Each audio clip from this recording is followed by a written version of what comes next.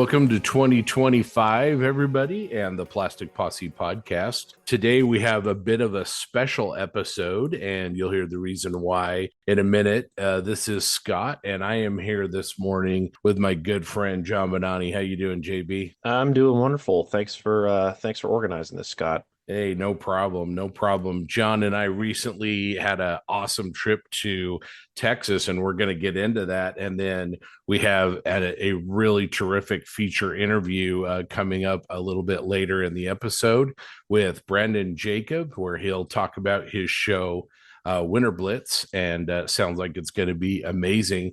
But anyway, John, it was a fantastic trip to Texas. We went to a model show, hung out with a lot of friends, got to drag you for the very, very first time to Lionart, which we'll talk about here in a minute. But what do you think, man? Epic trip? Yeah, I think overall the trip was fantastic. Like we always talk about on these trips, it's not the model show is just one piece of it. And I think a larger piece, especially in this case, was hanging out with friends, a lot of which we haven't seen before. And again, a lot of them also we've seen before. So it was just great to, I like to always say, catching up with old friends and making new ones. This trip was definitely that. There's a lot of selfies, a lot of great time spent with a lot of great people. Well, let's kind of get started. It came in Thursday night. I think you came in Friday and everything. But one of the very first things we did was we got to hook up with an awesome bunch of dudes and head down to Rudy and Danielle's amazing shop, Lionheart Hobby. So give me your impression, John, because I think this was the first time you've ever been there, right? Yeah, I had never been to Lionheart. For those that went to the IPMS Nationals at San Marcos 2 years ago, it's Kyle, Texas isn't that far away. And I know a bunch of you went the first day of the show, and unfortunately, I didn't get it. I got in a little late and couldn't make that trip. So I really was looking forward to going to Lionheart. I've heard nothing but great things. I know Rudy is a really close friend of Scott Samo's over on the Geeks, and they talk really well about the shop. So I've been excited to go to it for a long time, and having the opportunity to go and spend some quality time there was really important. So, like you said, you grabbed me at the San Antonio airport. I think we drove a little bit over an hour to get there, but it went really quick. I mean, it's all major highways, and it's a little bit off the main drag. And the first thing that caught me was kind of the uniqueness of the building. It's not your traditional strip plaza or standalone shop. It's in a shipping center essentially, or I should say not a shipping center. I should say a storage unit. And one of the storage units is their shipping center, but there's a little bit of store frontage on the building, and then there's your standard, uh, you know, s- I should say standard storage unit with all, the gates that raise and lower, and people have their individual self-storage units. But bottom line, it was a cool place. You walk in, greeted by the nicest people, automatically you get a great vibe. It's interesting because you go to a lot of hobby shops, and dare I say traditional hobby shops, and you walk in and there's always a curmudgeon. And we all know this. We've always been to those shops with a curmudgeon. And they're like just mad to be there, where I couldn't say anything more than the complete opposite for Lionheart, where you're greeted by an extremely friendly staff. Danielle was there, incredibly nice and accommodating. I had a chance to meet Rudy the next day at the show, but sticking on the shop itself, you walk in, you're greeted by plastic models. They have an awesome gaming area. And then what really struck me, and this shows the heart of a hobby shop, is their consumables. And I think they had every paint necessary to build a kick-ass model, some weird, international type products, display, or I should say this spay, so I've heard online. All of the ammo, AK, Scale 75, Vallejo, again, all of it. And then unique items too, little unique items that you wouldn't find, like, the stuff from Japan and other international spots. It was just really great to see. And that's the main kind of store area. And then Danielle was so kind enough to take us around. I guess you could say around back, but you kind of punch through their front area. You enter a hallway, and then they have some of those storage units that are dedicated, almost like a pop-up shop, I'd like to think. And one of them is a pop-up shop for Warhammer and gaming of that nature, Star Wars Legion in there. Another one is an expansion of their model kits and publications. And then she took us around to a couple other storage units that are essentially literally storage. And it's, whether it's the new product that's been just brought in, it's their extended catalog, it's new collections that they've bought. They have multiple units at this place. I think they're going to probably take it over by the end of the day. And then in addition to that, we stopped by the another front store that you could see from the outside that had a bunch of kits in it. And she said she, just illustrated this is their eBay store. So what I think it's great that they've recognized and have multiple, channels to get to the customer. They not only have their physical store, so that's their channel. They have an online store with Lionheart, and then they also have that eBay store that caters to, some of the more esoteric kits and things of that nature secondhand. So bottom line, awesome place. I know I've done a lot of talking, but for our listeners, if you're in the San Antonio or it's even closer to Austin, you really need to go to this shop, give them support. They got the friendly staff, awesome place, and just good vibes. I think that's the biggest thing is good vibes, and that goes a long way in a small business. Yeah, 100%. The thing that really strikes me is they aren't the largest establishment you've been to, but every single thing they have is good. I mean, just really, really great selection of the kinds of things that everybody wants, from war gamers to puzzle makers to plastic hobbyists, and then the other thing is, like you said, you walk in the door and you are immediately struck as, okay, I'm a member of this family now. I mean, Rudy and Danielle, like you said, couldn't be nicer. I don't think the entire time we saw them in the show on Saturday, I didn't see both of them with a big, huge smile, and they had a huge group of people, and they just draw people in, and that's really, really terrific. And of course, we met up with excuse me, we met up with Gabe Pincelli and Justin Lance, a longtime member of the Plastic Posse, and that was kind of fun. And then Tim Holland came in the middle of kind of our visit and our tour Surprised from us. El Presidente from the Model Geeks. He came in, and there was a bunch of other guys there with him too. So man, it was just so much fun. Yeah, it was great. And then like all these trips, you go to the shop, you see people at the shop that you didn't know, you become friends, and then you say hi and chat with them the next day at the event itself. So oh, and let's not forget, Dukes and Jake as well stopped by. Yep. That was fun too. Only regret is Dukes had Friday with us. Kind of wish we could have hung out more on Saturday. I didn't realize that till the bitter end, so that's on me, Matt. I'd love to chat more, but yeah, bottom line, great times. We all made our purchases and can't can't recommend it more. And for our listeners that buy online, I have heard nothing but stellar reviews of Lionheart online service. I personally have not bought from them, so I do not have firsthand knowledge, but I have heard stories where you post you buy something in the morning, it's in the mail the afternoon, and then you're getting it a day or two later. So that's the kind of service that you can expect from that organization. Yeah, absolutely. I was really struck too. Like you mentioned, I we went when we went over to the Nationals in San Marcos a couple years back, and I was just struck by how fast they're growing. And again, another tribute, I think, to who they are and how they do business. And yeah, it was great to see Jake and Matt. And like you said, unfortunately, didn't get to spend more time with Mr. McDougal, but we did get to see his really awesome Defender, and he kind of walked us through some of the upgrades and things that he's doing with that. That was a really terrific vehicle, so that was a lot of fun.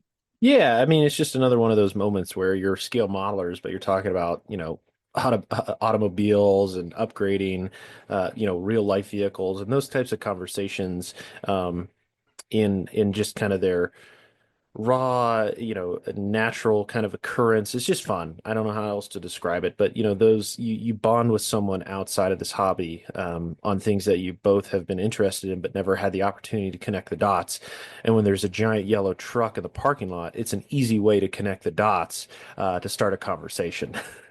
Yeah, absolutely. It's really, really unique vehicle, and Matt's had a passion for a long time for. I think it's a Defender. I don't know, Matt, if I'm wrong. I'm sorry, but anyway, very, very cool Rover, Scott's a and Toyota guy, forgive him. yeah, I'm a Toyota guy. So anyway, All right. Well, that was awesome. That was really fun. And then on Saturday, we went to Model Fiesta. And John, why don't you kind of walk us through what that looked like? Yeah, before I jump into that, I do want to say it was great driving to Lionheart and back. I really enjoy then and now photographs of battlefields, and we had the opportunity to see the 2023 location of the IPMS Nationals. So it was just great to see the crime scene again, and I took a picture and joked a little bit online. And for our listeners, if you know, you know. But anyway, yeah, coming back to the show that we were at for that trip was Model Fiesta, held by Alamo Squadron, local IPMS chapter, and I think they had a bunch of help from neighboring chapters as well. But for the main points of contact that we had worked with and know down there is Rob Booth and Dana Mathis, and also Chris McLean. There's a lot of great folks from that team. They are the team that put on the 2023 Nationals. So, when you think of that show, when you think of the everything but the contest from the Nationals, that was them. And it was, and from that aspect, that show was above all else. And it was great. And it was, you know, I wanted to go to Model Fiesta because working with that team, seeing the event they put on in San Marcos, I really wanted to see what they did on a local level, and they did not disappoint. They have a beautiful facility in New Braunfels. It's essentially, I believe it's like the city convention center. So it's a public building, very well maintained, very big space, and very accommodating from what I understand. The date, as we all know, the weekend after New Year's might not be the best date for a model show, but I tell you what, it actually worked out really well. It seemed like there was a crap ton of people. They had over 500 models there, which we'll get into. But from the show perspective itself, it's probably one of the largest single day shows I've been to, with exception to Heritage Con, of course. But like from a US perspective, on a 1 day show level, it's probably one of the biggest. If you're in Region 4, think of like the Columbus show at its peak. Think of Best of the West, and that's the type of scale you're getting at here. And from an event venue space for a 1 day show is 10 out of 10. You can't get one better. And the vendors were super nice. Like we mentioned, we saw Lionheart there. There was a bunch of people selling collections. There was a bunch of people selling new stuff. Rhino Hobbies was there out of Arizona, which was awesome because I picked up a 135th scale Falke. And as we talk with Brandon Jacob later in the episode, he had a wall of 135th scale armor that was priced to move. And unfortunately, I can't charter a jet, so I was limited to two models. But overall, again, we talk about vibe. I think the vibe is the most important thing. Like you hear jokes like vibe check, and it's the vibe at these shows are amazing. And having the opportunity to speak to people like Mike Gordy, Cliff Herring, Tyler Moore, Brandon Jacob, Jake McKee. Jake Yeah. McKee, the list goes on and on. And then the crew that came with, essentially it was Justin, Gabe, Brandon, Yeah. Cliff, like that group that, to be honest, I didn't know that well before the show. And having the opportunity to spend essentially like 24 to 48 hours very close with them, you're immediately like, at the end of the day, hey, you need to come to Colorado, stay at my house, let's go do a show up here, or come to Scott's show in June, where the again you meet some friends that you've always known, but having the opportunity to get to know them in person and get to know their friends, it's a vibe that's unrivaled. So from that perspective, Model Fiesta was amazing. Scott, maybe I'll turn it over to you to introduce their judging system that they just kind of like leaped into, and for a club at a local level to take this step, I think is a risk, no doubt. But I think what they did, and what more importantly what they proved, is something really special that I think other shows can learn from. Yeah, thanks, JB. Exactly, you're exactly right. I think Model Fiesta has the group that runs that club. They're really dedicated to keeping things, fresh and new, and they want to provide the model builders a great experience. And so, first of all, the date was a little early in the year, January 4th, but it's all part of a strategy of securing this amazing venue, and it was massive. The contest room could have probably held three times the number of models that it did. It has a huge capacity fairly well lit, maybe not around the edges as much, but really, really nice. And then there was a vendor room that was at least as big, if not bigger, on top of that. And so, as you mentioned, venue was great. But Dana and Chris and Rob and the leadership of that group have wanted to improve their contest. They felt like they had kind of outgrown the traditional IPMS 123, and so they spent almost a year coming up with a new system. They had pre-printed judging sheets, and Dana Mathis was the judging coordinator and did a great job. JB and I judged, and we were trained ahead of time on multiple occasions. And then when we got there, there was additional training resources to be had there.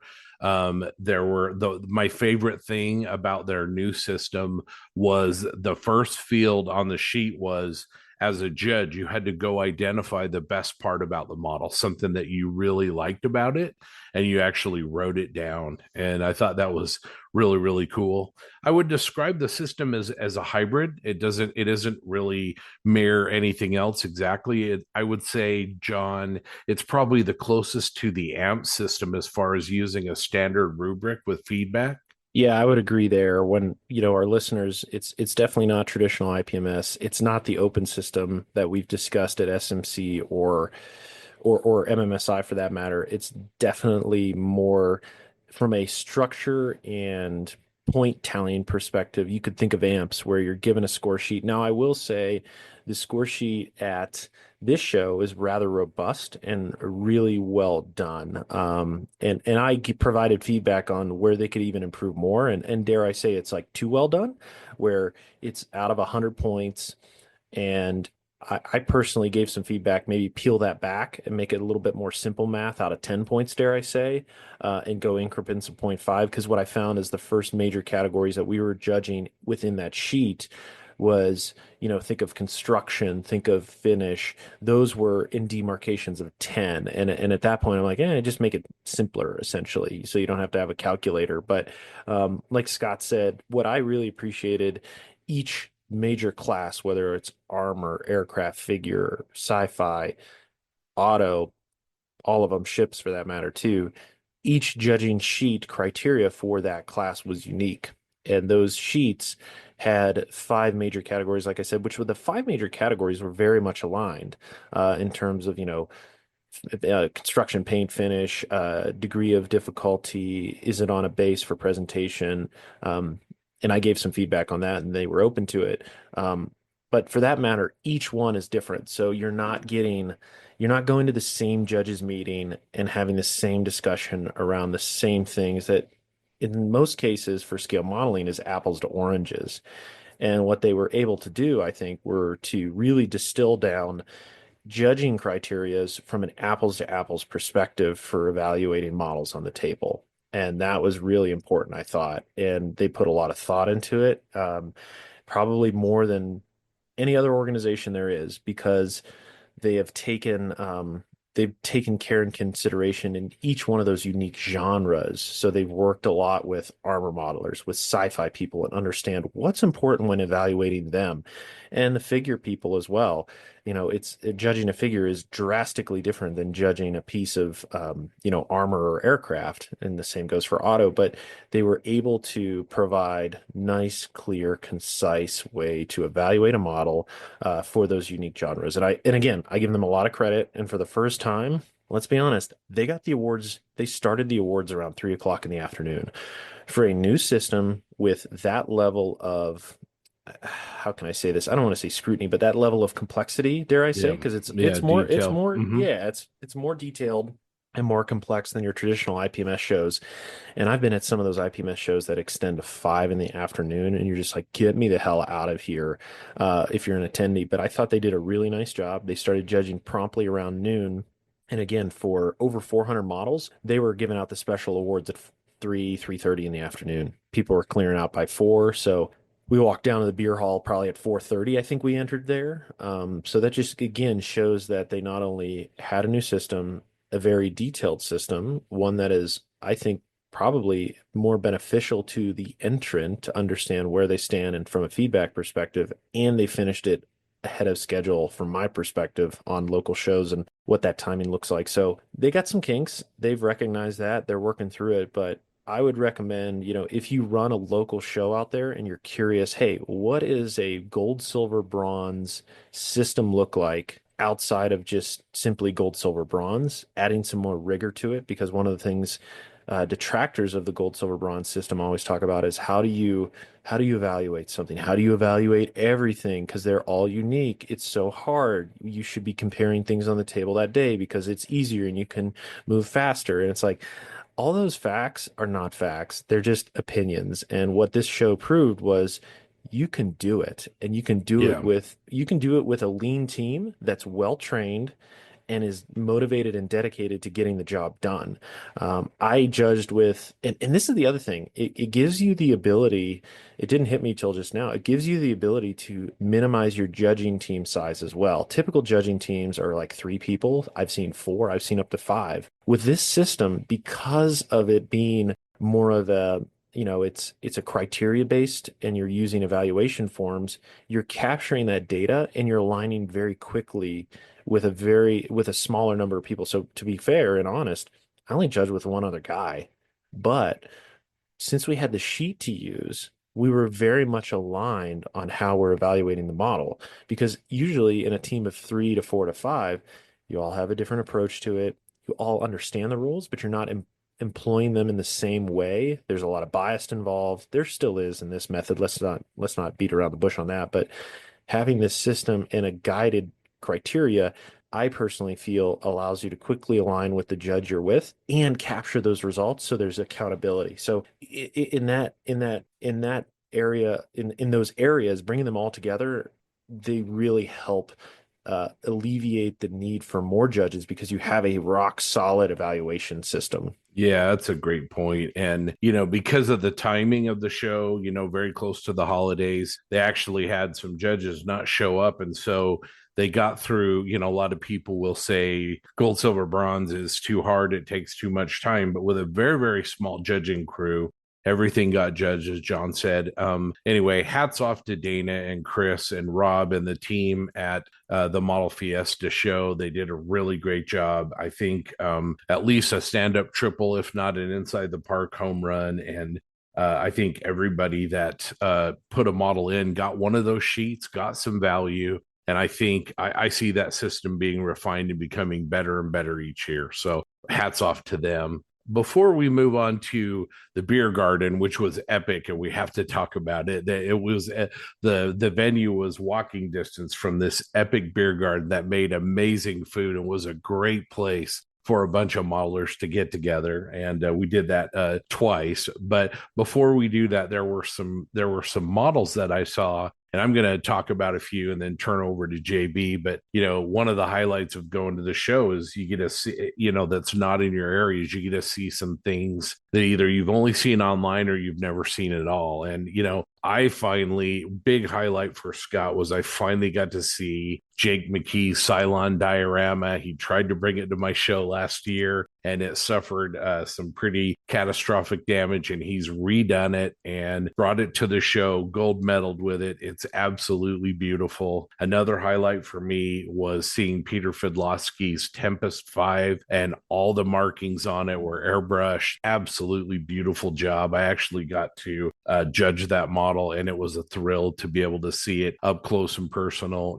Gabe Pincelli, getting to see his collection of Skyhawks. I mean, he had some other great models there, but those really spoke to me. I'm a huge Skyhawk guy. Stan Spooner brought some amazing work as always, and got to see a lot of his models in person for the first time. And then, of course, longtime member Justin Lentz got to see his aircraft in person, including the F-35 Charlie from Tamiya USA that he's been doing for us. And I'm leaving out 100 other models that need to be talked about. But anyway, those are some real highlights for me. Anyway, John, what are maybe some models that caught your eye at the show? Yeah, geez, Scott, thanks for just. I'm gonna list a few, and then you list all of them. No, I'm joking.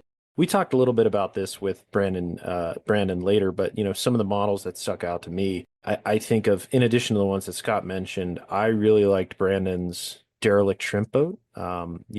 He's not here, so he can't object to me saying that I really liked it. And it was really good. It took best ship and it was incredibly well done. We talk a little bit about it later, but it just kind of it was just a unique subject that I really liked. And for our listeners, all these pictures of everything are posted online. I think we have a couple hundred photos from the event. Another one that stuck out to me was the Mad Max. I don't even know what it is. I'm not a Mad Max person, but it was It was pretty like awesome. a Cadillac 4x4 giant monster thing. Yeah, yeah. It was one of the main characters' rides in the movie. And I talked to the individual, his name's Adam, and sweet. I think it was a 10-year project, he said, and it was interesting because it was a discussion and probably something we need to talk about on the podcast where you start a project, and especially 10 years ago, you think of where the hobby was 10 years ago in terms of the ability to create things. You're really limited to styrene and scratch building by hand. Now with the advances of 3D printing and other tools, he was able to, I'm talking to him. He's like, yeah, I scratch built the chassis. And then I looked at it. I'm like, I wasn't a fan. So I just catted it up based on what I scratched and printed it. And now it looks even better and it's more square, yada, yada, yada. And I'm like, oh man, that's great. And I talked to him for a while. He lit it and, the engine, it's just really well done. So listeners, please check that out. There were other couple models there that I really enjoyed too.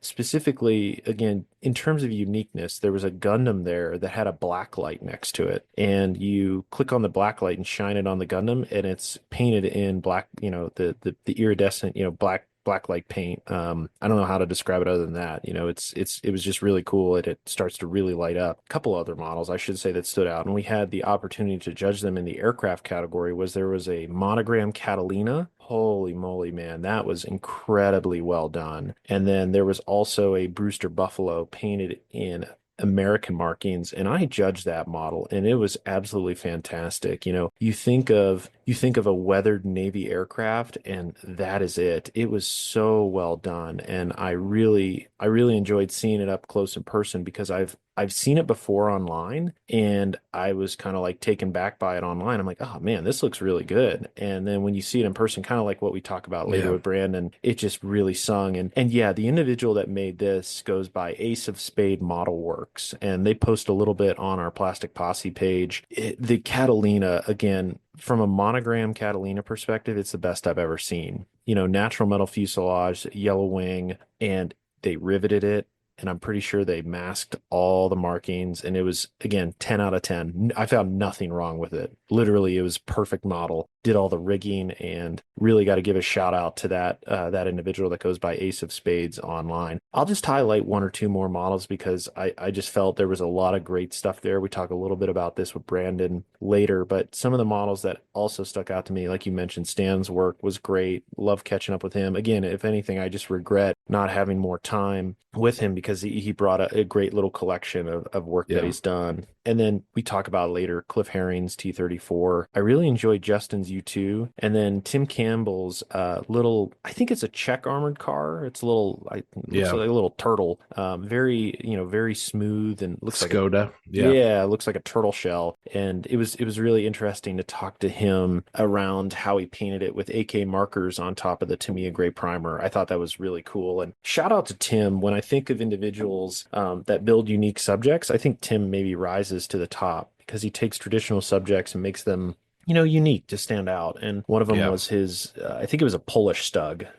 So it was a Stug 3 in Polish markings. Something you don't see very often, and I really appreciated that. So there was, like, Scott, you know the numbers better than I do, but more than 500 models on the table. All of them were great. I had an opportunity to talk to a bunch of folks. David's little collection Yeah. of cars and armor were great, and then that Saab Viggen was sweet. Yeah, and the roof, the 148 scale Mm. Edward roof, I forgot to mention that one. That was a really beautiful model. And Yeah. you mentioned Tim, Tim not afraid to put non-traditional subjects. I think he had a Giot Italian fighter on there that was really cool. And then I'm glad you remembered Cliff. Sorry, Cliff, but it was so awesome to get to meet Cliff. And then he brought, of course, his posse. It's a Mark 44, right? The Ammo Knight. Yeah. That he did for our group build in San Marcos. Love seeing that. And he also brought his beautiful 148 scale T-34-85 on a really nice like cobblestone base. So yeah, some real highlights. I want to go back real quick though. The one of them that stood out, and you already mentioned it, and it really struck me as just an overall dedication to the piece, is Jake McKee's Cylon Raider. Absolutely, And yeah. it's not only the thought and it's not only the execution of the spacecraft itself, but it's the display. And then as I talk about the complete dedication to the subject is having one of those kaleidoscopes that you can pick up. And for our listeners, The when you're Viewmaster, yeah, a little yeah. Viewmaster, you as a kid, you have those discs that you put in the view thing and you click down and it like shutters it over. And whether it's a cartoon or a scene from somewhere, Jake had that custom made for his piece. It's essentially a brag book in the Viewmaster form, and it's weathered and it looks like something you would put, you'd have on your belt if you're a space a space traveler or an explorer in the next dimension. And it was just really cool, custom made, really 10 out of 10. And it just added to the piece. And like I say, complete dedication. And the same goes for his gas station that was done in support of the group build. This is a great example where the group build ends, but the subject, the life of a model continues until it's finished. And Jake's gas station with his family name is no exception. And then the inside of the gas station with all the little things, the cat sitting on the desk. Again, complete dedication to the piece. I really appreciate that from Jake. And I'm also really excited he showed interest, and I believe he's in for our scale model challenge Yeah, yeah. adventure later this fall. So really excited to get to know him more. And just another shout out to Jake. I think of when scale modeling, when someone does something really cool and memorable in scale modeling, I really want to recognize him, and Jake did that in this case. Yeah, that Cylon diorama. My favorite thing about it is, as you know, I'm a Galactica geek, but everything on there looks exactly how it should, and everything looks like exactly where it is as it should be. It just feels naturally, and it's just terrific. And like you said, executed at a high level. And I love the truck, and I'm going to give our buddy Jake a little bit of guff here. It's awesome to see how a 148 scale truck build in Jake's mind then just leads to one, two, three. And the next thing you know, the truck is almost an afterthought because every little detail of every shelf inside of that gas station and every little thing, it's awesome to see how a project blows up in his mind, you know? For sure. It's awesome. It's awesome. Well, anyway, everything we saw, to all the people we met at the show, all the new friends we met, it was awesome to meet all you. We gave away some coins and some poker chips for the group build, which was great. And then, John, let's wrap up with the beer garden. We went Friday night to see if Rob and the team needed any help setting up. They were mostly done. And so we all decided, well, let's go grab some dinner. And we walked over to this beer garden, ended up closing it down Friday night, and then had to go again Saturday night with another group of people. But anyway, yeah, John, tell us a little bit about it. Yeah, when we talk about venues, this one is 10 out of 10 again, not only for the show itself, but the neighboring area. New Braunfels is a beautiful little town in the heart of Texas, and like Scott had mentioned, there's a Krause's beer garden right down the road. And when we go to these shows, and I'm sure listeners have experienced it, afterwards you want to go to dinner. Where do you want to go to dinner? Someplace that can hold 20 people. In terms of places, that's very limited, but Model Fiesta has a gold mine here with this place. There's an outdoor beer garden the size of an aircraft hangar, and it was great. The first night, like Scott had mentioned, had a lot of people from the show that came in a day early, got a chance to meet with them and hang out, and then the next day as well. Great food, great atmosphere, and again, it was just perfect because we all sit in, think of a beer garden, all long tables. But what was cool was, after we're done with dinner, people just start rotating seats, and someone gets up to go take a break. When they come back, their seat's taken, but they're just going to go slot in somewhere else and get to know somebody more. So no complaints in terms of after party I should say after show activities.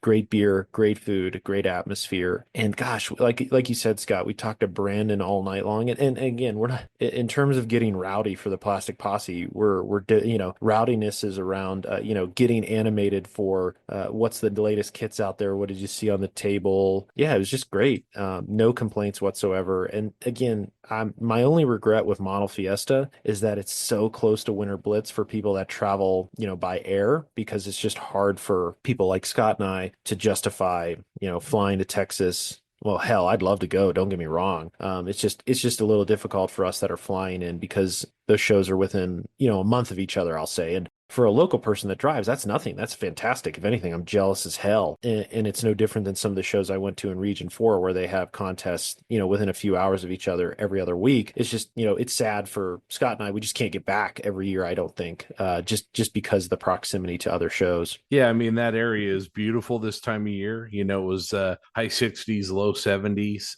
but again, really, really terrific. The beer garden, I mean, best sauerkraut I've ever had, really amazing food. The pork knuckle, get it? Yeah.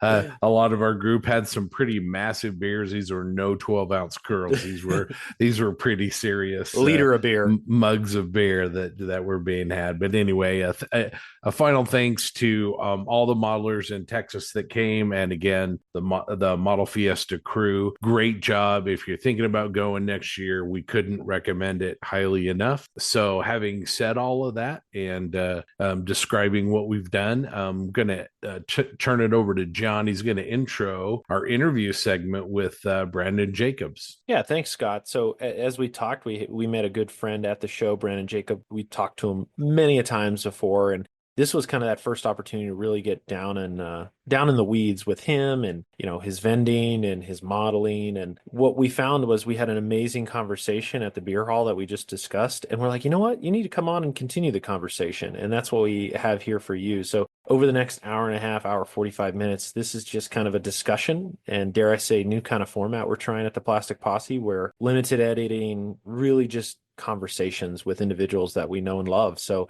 sit back, relax, let us know how this segment went in terms of content, format. Would you like to see more of it? And until then, or I should say until afterwards, cheers.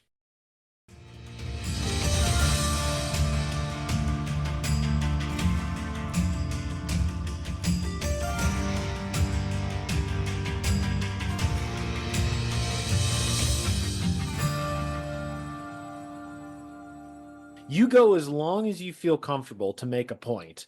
You guys aren't gonna. You're not gonna do a lot of talking, man. You're gonna have to stop me, man. No, it's good. We'll do talking, and that's kind of the whole point of what what we really want to achieve is just conversation.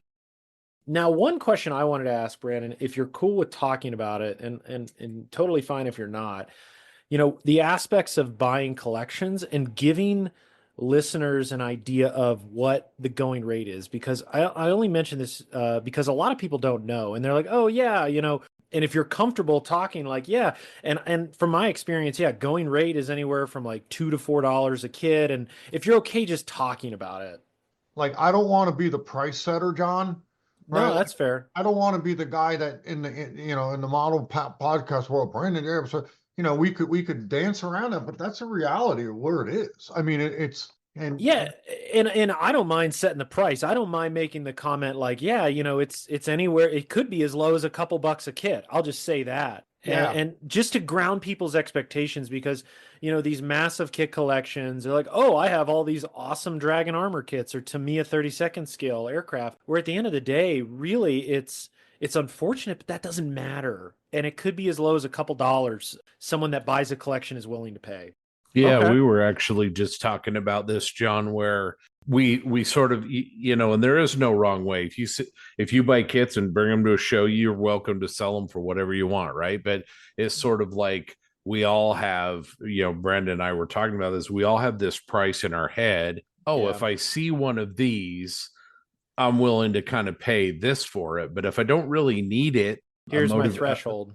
Yeah, exactly. And so you can bring a Dragon kit and sell it for $75, or you can bring a Dragon kit and sell it for $20. And, sort of like the number of people that'll buy it at $20, the pool is going to be, right, Brandon, a lot bigger than the pool that'll pay $75 for it. So, well, no doubt the people, a lot of, Scott, like we were talking about earlier, is, guy comes by our table and he really maybe doesn't really even know he wants this kit, but maybe he saw it online. He saw it on a posse. Someone built it, right? But he doesn't Yeah. really know he wants it. And there it is for $20. He might buy it. If it was 30, he'd keep walking.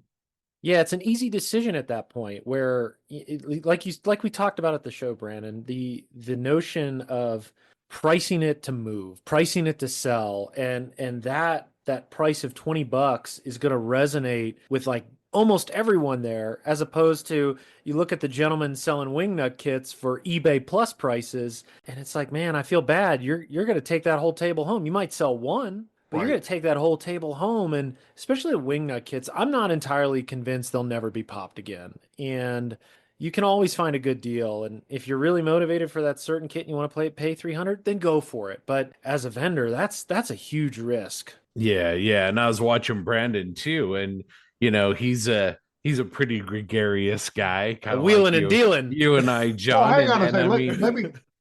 We got to give Rick Cotton, my partner in this, like all the yeah, credit, because Rick is really the guy who developed the model Yeah. or the mod of the sell them cheap. That's how I met Rick. The first time I ever met him, he had a collection here in Houston, and I didn't know him, and I went over there, and I was like, I just was back in the hobby for like 2 years, so you could imagine, right? Like the stack I had, right?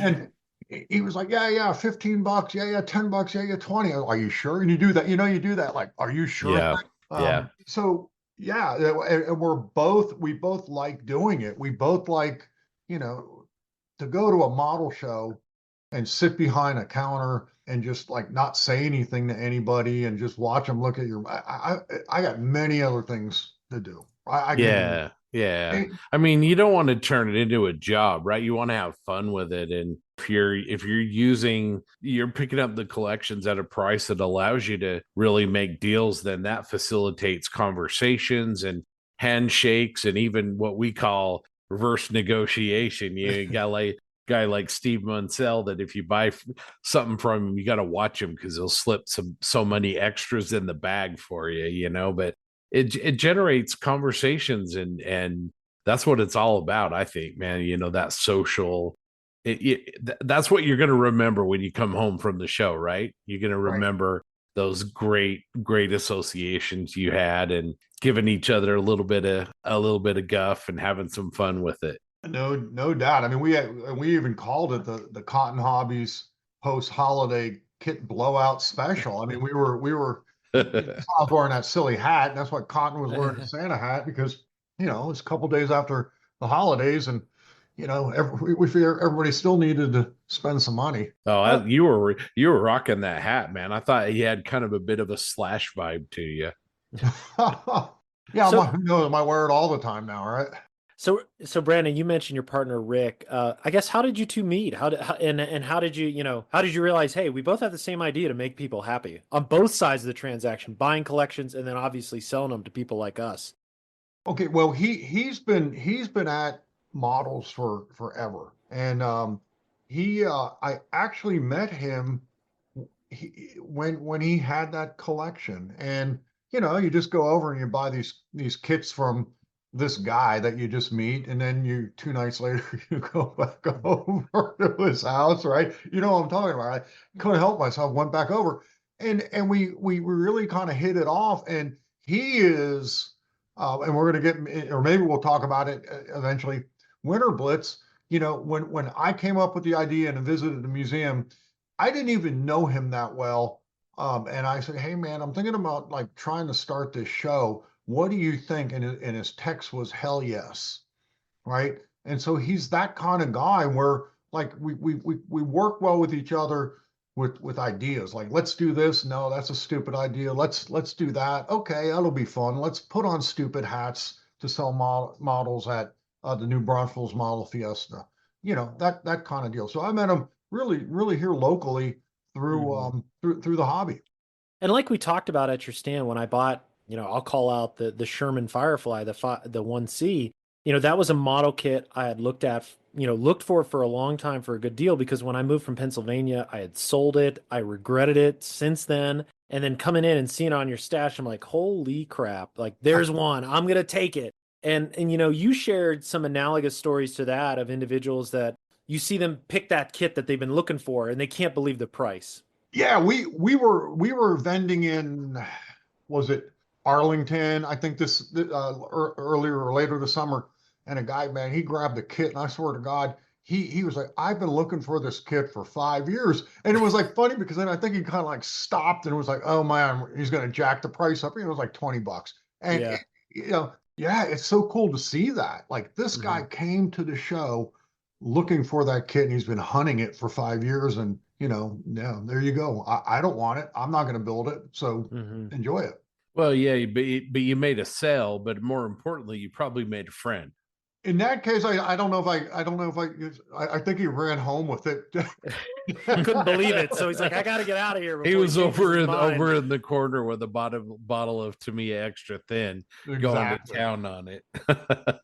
We had a couple guys Saturday who grabbed the kit and didn't say I've been looking for 5 years, but man, I came. This is on my hit list, and we all know when we go to these shows, we have that hit list, right? And we never find our hit list model. We always wind up buying four other things, but we never like. Well, John, you found your hit. Oh That's your. yeah, exactly. And then I found another one, the T34 STZ. We as we talked at the show, my favorite model is Adam Wilder's Naked Desperation. It was built in the early 2000s. He converted an STZ, and I'm like, I want to build that model because of him. And you had the Cyber Hobby one that's, to be quite frank, has been out of circulation for I bet a decade, if not more.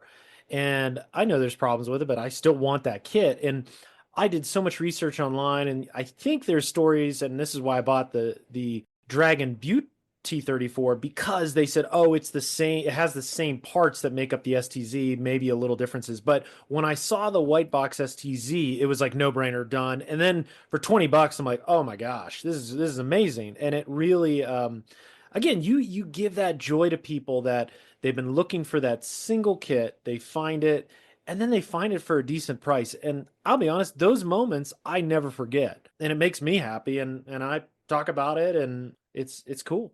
Yeah, that it's good to see that because we definitely we like to do that, and we like to leave with a heck of a lot less models than when we showed up. That's for sure.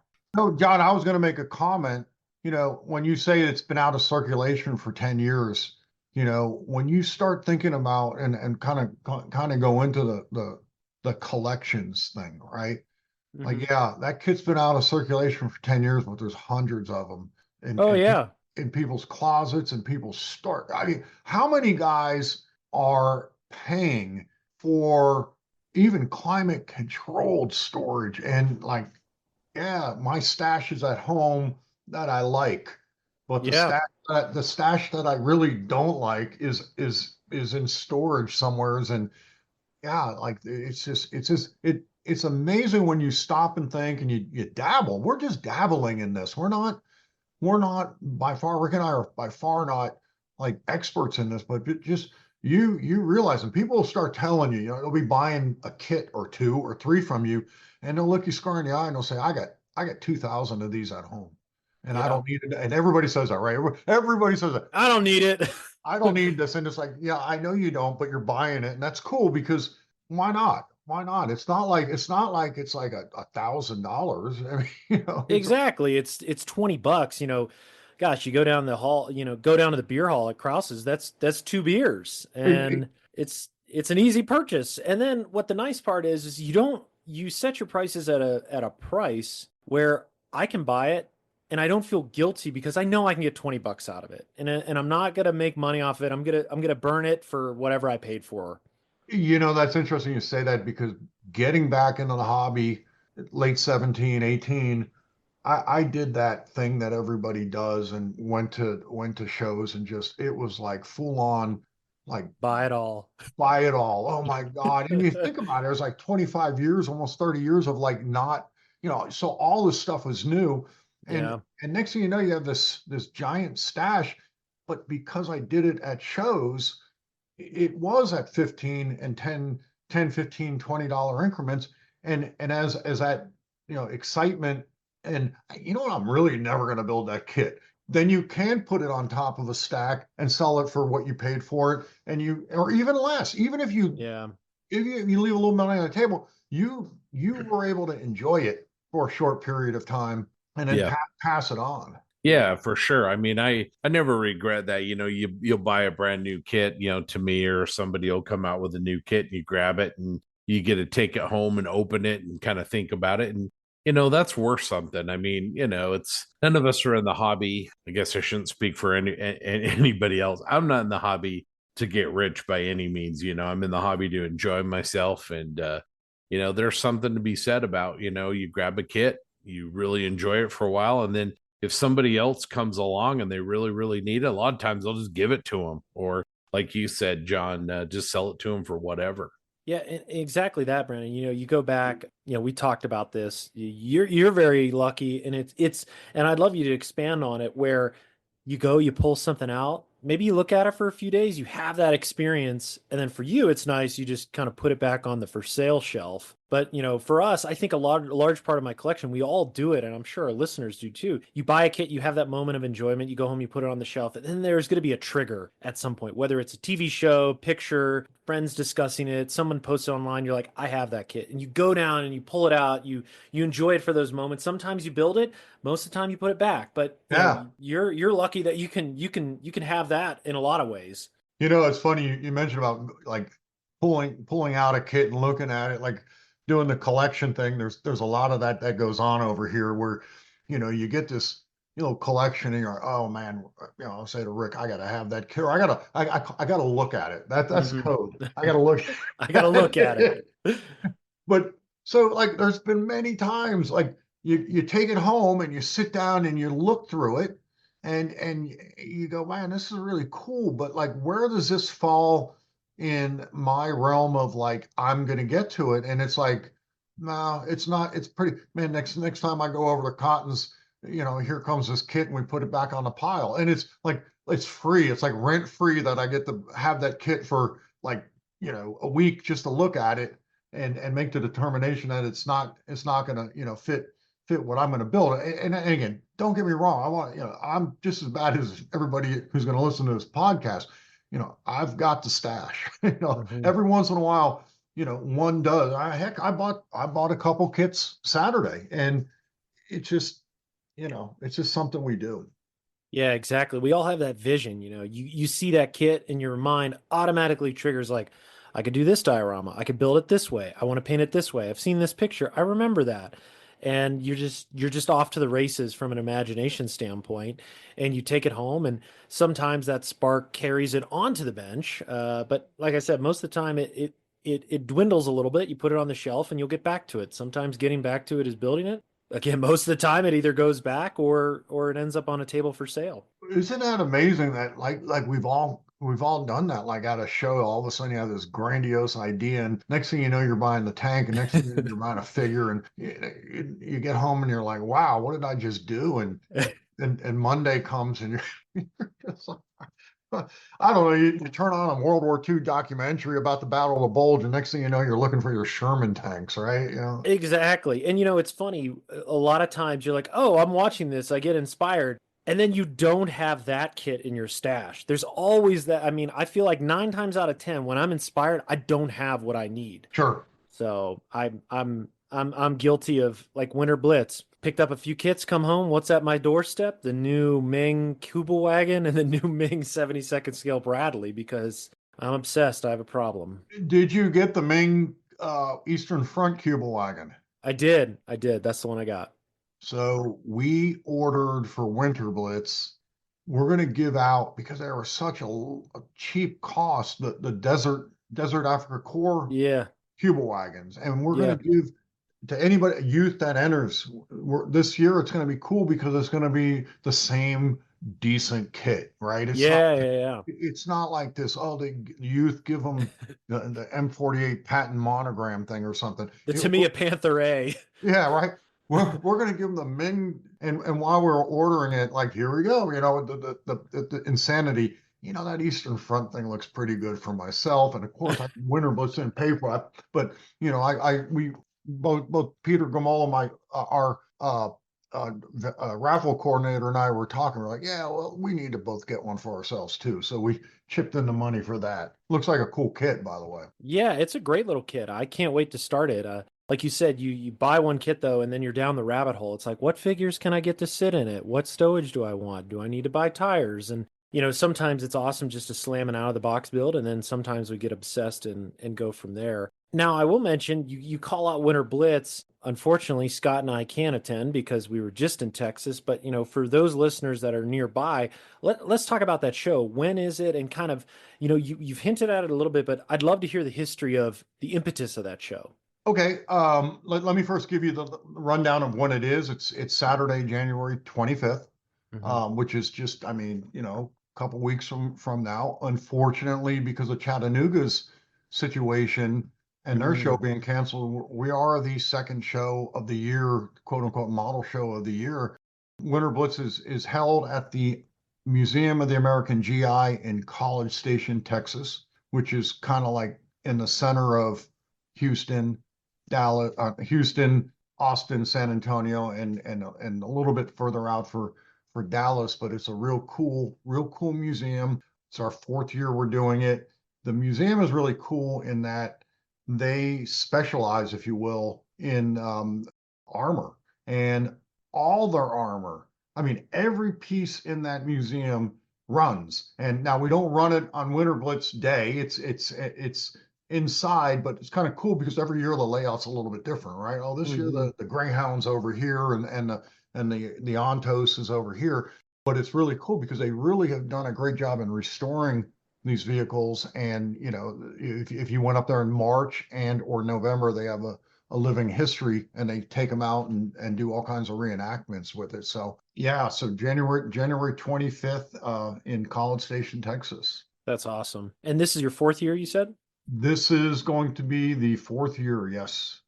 It started here in Texas, like January and February is nasty, but it's not nasty enough that most of the time you can't go anywhere, right? Meaning, hey, it's cold, but if it's not an ice storm, you could drive, and you're not really going to do anything else. You're not going to go fishing, or you're not going to play golf, or whatever the heck you might do outside. You're not doing it in January and February. I kind of thought some of the shows, not Model Fiesta because they've always been in the winter, but like the Houston IPMS is in April and May, and it's a great show, but like that's always a really nice weekend, and I'll still go to it. But I thought, let's do something in the winter. And I also kind of being back, I've done like other non-model related organizing things. And I thought, man, I could put something together. I gotta paint it with my own brush. I could do my own little canvas, blank canvas. So I was literally driving back from a turkey hunt, weirdly enough. And I knew of the museum. I heard of the museum from a member of the Houston Armor Club. And I was like, man, let me just stop in and see if there's a reality to this. Could we even hold a show? And just out of clear blue walked in and said, hey, we'd love to put on a model show here. And it kind of went from there. And again, I want to make sure that I give credit, because I kind of am the guy that's always talking about Winter Blitz, but like, I got back to Houston when the museum said, yeah, they were like, we could, we're not really sure what the heck this means, but we'll explore it with you. And, now I have this like green light, but like it's Brandon Jacob and nobody else, right? Like, because it's just my idea. And I reached out to 1 or 2 people, and it was really interesting in that, wow, but there's no club up there. And it was like, well, it doesn't need to be a club. Right. There's no law that says you can't have a model contest if you don't have a club. But believe it or not, there were 1 or 2 people that just couldn't get past it. And that's when I reached out to Rick Cotton. He was like crazy enough to say yes. And we got on the phone, and he said, well, what we had to make sure we weren't going to do was get in the way of Model Fiesta. And at the time, the deck was clear because the Lake Charles chapter used to have their show in January, but the venue that they were having it in was, I think, like ruined in the hurricane a couple of years. Yeah, I remember that hurricane. Yeah, and I think they now have their show in May. Like they're back in, they do it now in May as well. But like we were like, let's make sure we don't step on anybody's toes. I shared with Rick, it's got to be something that, it's a winter thing because it's going to be held in the winter. And he's like, what about we call it Winterblitz? And I was like, boom, that's it, man. So he it was like like day one, Winterblitz, and there you have it. Yeah, I think it's interesting you bring up a point, a non-affiliated show. And Scott, I'll kick it over to you because you've lived and breathed this. And I think Scott's show and probably the impetus of it follows Winter Blitz a lot of just like, hell yeah, let's go. Yeah, I think it's all about, you're saying some things I really relate to. You're talking about providing value and a different experience, and you've kind of put some thought into being a good neighbor in your community and not stepping on other shows, but yet giving people the opportunity to come check out what your ideas are. And Scott, that's exactly it. That's what's been so exciting is, and granted, right, there is only so many ways you could take a 1 day model show and make it different, right? But then again, there's a heck of a lot of different ways you could make it interesting, right? Like one of the things, because it's all armor, with one little asterisk that we could talk about in a minute, but it's all armor. It's like, let's really break down these categories. So when a guy shows up with a half track, like there's a half track category, and like there's no like, well, does this go in other, like Yeah. it really breaks down. I mean, we have going into this year now 25 categories. So if like you show up to Winter Blitz and you can't figure out like where to put your model, you've built something definitely unique. Um, and even then, like talk about something that's kind of near and dear to my heart was in year one. It was in 22, way back when the 1/16 thing was really kind of at its infancy. I was like, man, let's have a 1/16 scale category. Let's judge these giant models against these giant models, and let's not even muddy the water by one of my pet peeves, man. 1/16 scale armor being judged against 135. It just I'm with you, man. I'm with you. it don't get me started. So we started it, and that's been fun.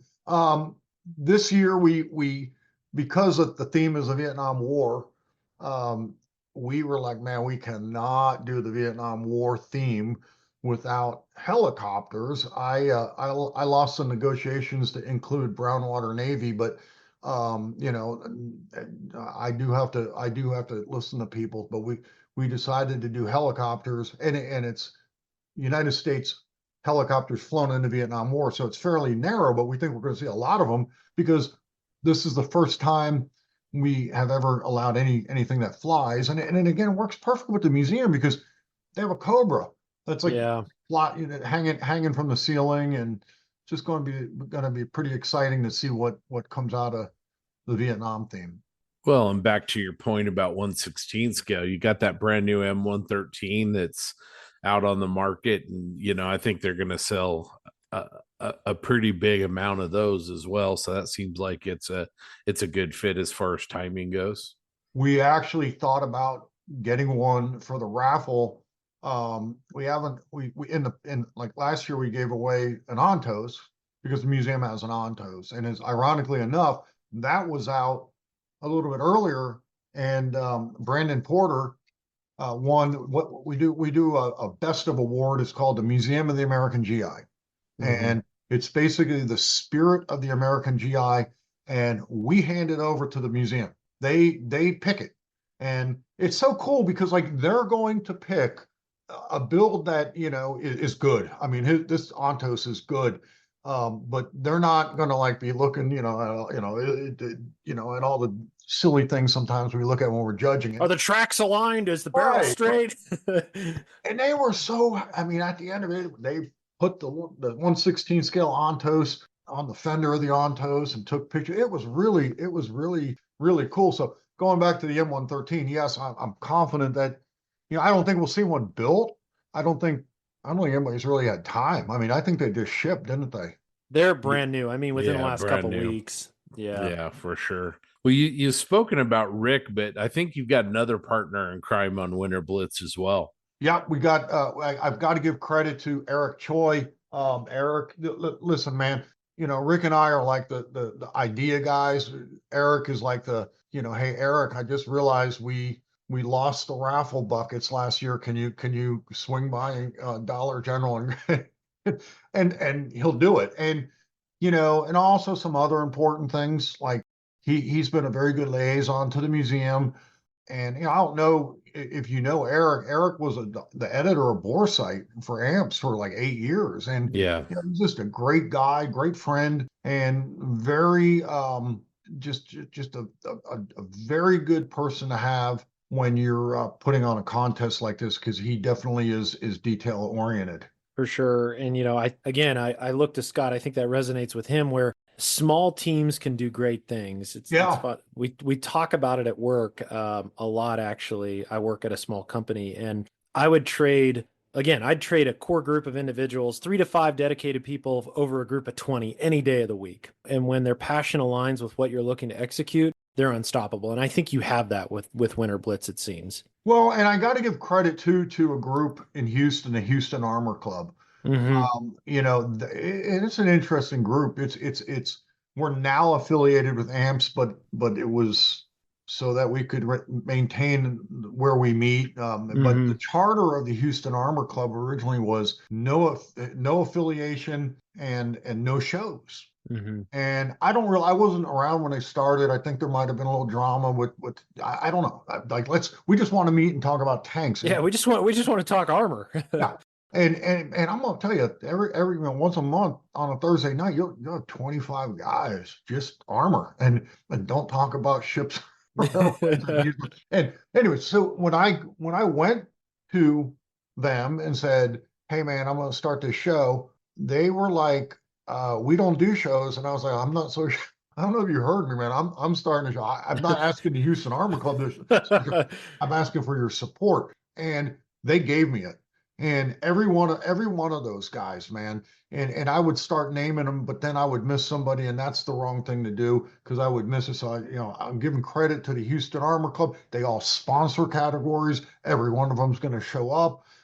They let me stand up when I'm at the meetings on Thursday and give updates, and they champion the show. And that's without that like support, right? This thing probably would have not gotten the legs that it deserves. Mm-hmm. Yeah, I want to talk about that a little bit more. I mean, we've talked about the date, January 25th, and you've kind of mentioned the the Museum of the American GI. But tell us a little bit about your venue and hours and kind of what Winterblitz is going to feel like for those people that are kind of considering going. Okay, well, it's kind of neat because the downstairs where all the tanks are going to be, we literally line the tables up. Again, we're going tomorrow. We're all meeting up there, and we're gonna do a walkthrough because again, it changes every year. Like is the FT-17 here or there this year? We don't know right now, but it's typically the downstairs in the quote unquote bay with all the vehicles.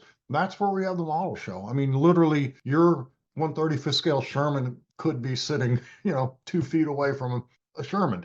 The upstairs and that. Probably the only challenge is we have a vendor room that's perhaps a little bit too small, but we definitely work our butts off to get good vendors. And man, I got to throw the plug in for Rudy at Lionart. He's been with the show from day one, and he comes with a pretty big splash, kind of like what he was, or like what he was in New Braunfels. And that automatically is the anchor to the vendor room. And then of course we try to fill it with collection guys and things like that. And in the past, all the vendors have said they've done very well because it is a little bit of a smaller vendor show, but that means they're more likely to see more people.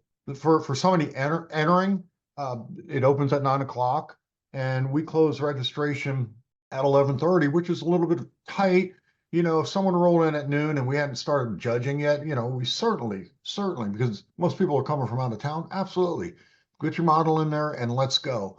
We the first 2 years, I think, we did that horrible, excruciating award ceremony where you read off names and Ugh. Oh, Yeah, and you know, I just it's important to say that is if you're coming to Winterblitz, our award ceremony starts at 3. It's an earlier start because it's just armor, and we promise we're going to have an awesome award ceremony, but it's not going to last more than an hour, and we're going to make a big deal about the 12 best of awards, and we're going to make a big deal about the door prizes and the raffle, but that's it. I mean, last year with 24 categories and the amount of splits. We like splitting. We had like 49. By the time we split everything, it was like 49. Like, and you say, wow, why do you split so much? Well, some categories, like, I mean, they're pretty insane amount of models in these categories. And we like to, you know, our rule of thumb, I guess, is, you know, if there's 20 models in a category, how could we split that to 10 and 10 so that again, the judging is fairer. Now we're, you know, like uh, Allied World War II armor. Okay, now let's split that to Russian, American, and maybe British. And now we're comparing Russian tanks to Russian tanks and American, and vice versa. And it doesn't matter. We have the medallions. We put them out. It's still a win. I mean, if you win anything at this show, you've done something pretty phenomenal. I mean, what is I was talking to Rudy from Lionheart last night, and he complimented us. He said, your show just brings a grade A modelers in Texas. And it absolutely it's bring your A game if you want to win at the first place in the main categories. And you know, the 12 best of is a you know, highly competitive thing. So the registration starts at 9, close at 11:30, and you know, that's really, you know, we kick off the award ceremony right about 3. Yeah, I like your point around, dare I say, like sharing the wealth. You know, at the end of the day, this is a hobby. At the end of the day, we want people to have fun. And to be quite frank, I love rewarding a lot of people. I Yeah. I think, you know, for an 100%. individual to bring a model to a show, I think that is a risk. You know, especially some people that build alone, they don't get a lot of interaction with other modelers, they might feel intimidated. So for somebody to bring their model to a show, I think that's a fantastic you know, risk taking. And then having the ability to and the flexibility to split categories, share the wealth, recognize more people. That's just win, win, win, win, win. I always, you know, one of my biggest pet peeves, Brandon, you're probably along the same lines, is like when people, dare I say, like hoard awards or treat them as something like unobtainable or like, you know, just, oh, we're not splitting, you know, it's the best of the best. And there's 20 in there and the top 3 get it. And that's it. And it's like, well, I think we're missing the point here. I don't even get it because like I don't get it. how would I say to volunteer judges, you're here at Winterblitz and you're participating in you're judging the main categories, and go over there to the I'm not looking at the category 900, whatever it is, Allied Armor, and you pick the best 3 out of those 40. Who would want to do that? Like, Yeah. no, Yeah, when there's 15 of those 40 that could win first place. Easily. Yep. Yeah, just like we told our judges last year at the show, you know, if it's close, give somebody a bronze, you know, and nobody's going to jail, you know, but recognize, make people feel like it was, like John said, the investment was worth it. You know, it might be somebody's first time there, you know, reward them with some feedback, reward them with something, you know, there's nothing wrong with that. I'm not saying give them something that maybe is not worth it, but, you know, be open-minded and let a positive reinforcement, if there, you know, is room for one, make it happen. Well, and it's a little different than yours because we do first, second, and third. So we definitely, Yeah. and we just don't have time for feedback. I mean, it's just Yeah. not, but you know, here's a deal on that. Let's talk about that. Like, if you are listening to this, and if you came to Winter Blitz and you were new to modeling and it was the first time you entered a contest and you were not sure if your model is good or not, first of all, like it's like such a friendly group of people. And I guarantee you could go up to somebody and say, hey man, you know, could you give me and that's part of the challenge with the hobby is like you have to be able to say, really give me critique, right? Like, because we go to a club and someone says, what do you think? And everybody says, oh, that's good. But it's like a real request for critique, your responsibility to say to your friend, right? Like, I really want critique. Like example, when Eric Choi comes over to my house and I'm done with a model and I say, Eric, take a look at this, and I know I'm busted. I mean, we call them Choi seams because they just appear. There was. I'm not saying like we have something set up at Winterblitz to ask an expert, but I mean, man, just nobody is like too good to not talk about your what you could do to improve or tell you how they did their thing. There's no secrets. Yeah, I was just going to say, Brandon, a great example at Model Fiesta, Mike Gordy and Cliff Herring came up to me on separate occasions and said, "Hey, I really want you to take a look at my model." And at that point, I really applaud those guys because like you were just saying, it takes a lot to ask for feedback, and especially like honest, critical feedback. And it's hard to deliver online. It's even hard to deliver in an atmosphere like a club meeting because you don't know how to say, you just want to be very courteous in a Right. public environment. Where if it's one-on-one, that individual he's accepted, I'm here and I want to hear honest feedback. And as the person getting the request, you have an obligation then to be honest to that person. Yep. And with that comes also, you just need to be polite too. And you can't, I think the best forms of feedback are ones that, again, really land and can be actionable. So, for Mike and Cliff's examples, we sat there, each model, spending 5-10 minutes and talking about everything. And it's everything from, hey, I loved what you did here, here, and here, but let's think about this. And a good example is like Mike Gordy's Jeep. It was really well painted. I think he nailed the green. I think he nailed the dust color foundations. But then we start looking into the details. It's like, hey, next time, maybe add a little bit more dirt in the floorboards because the driver's going to be getting in and out. And he's like, oh, that makes sense. And then I go, hey, check your stowage in the back. There's a little bit of sheen on it. He's like, oh man, yeah, I see that. And it's those helpful, ideally the feedback is collaborative where you give them feedback and then they tell you like, well, I was trying to do X with that effect. And it's like, oh,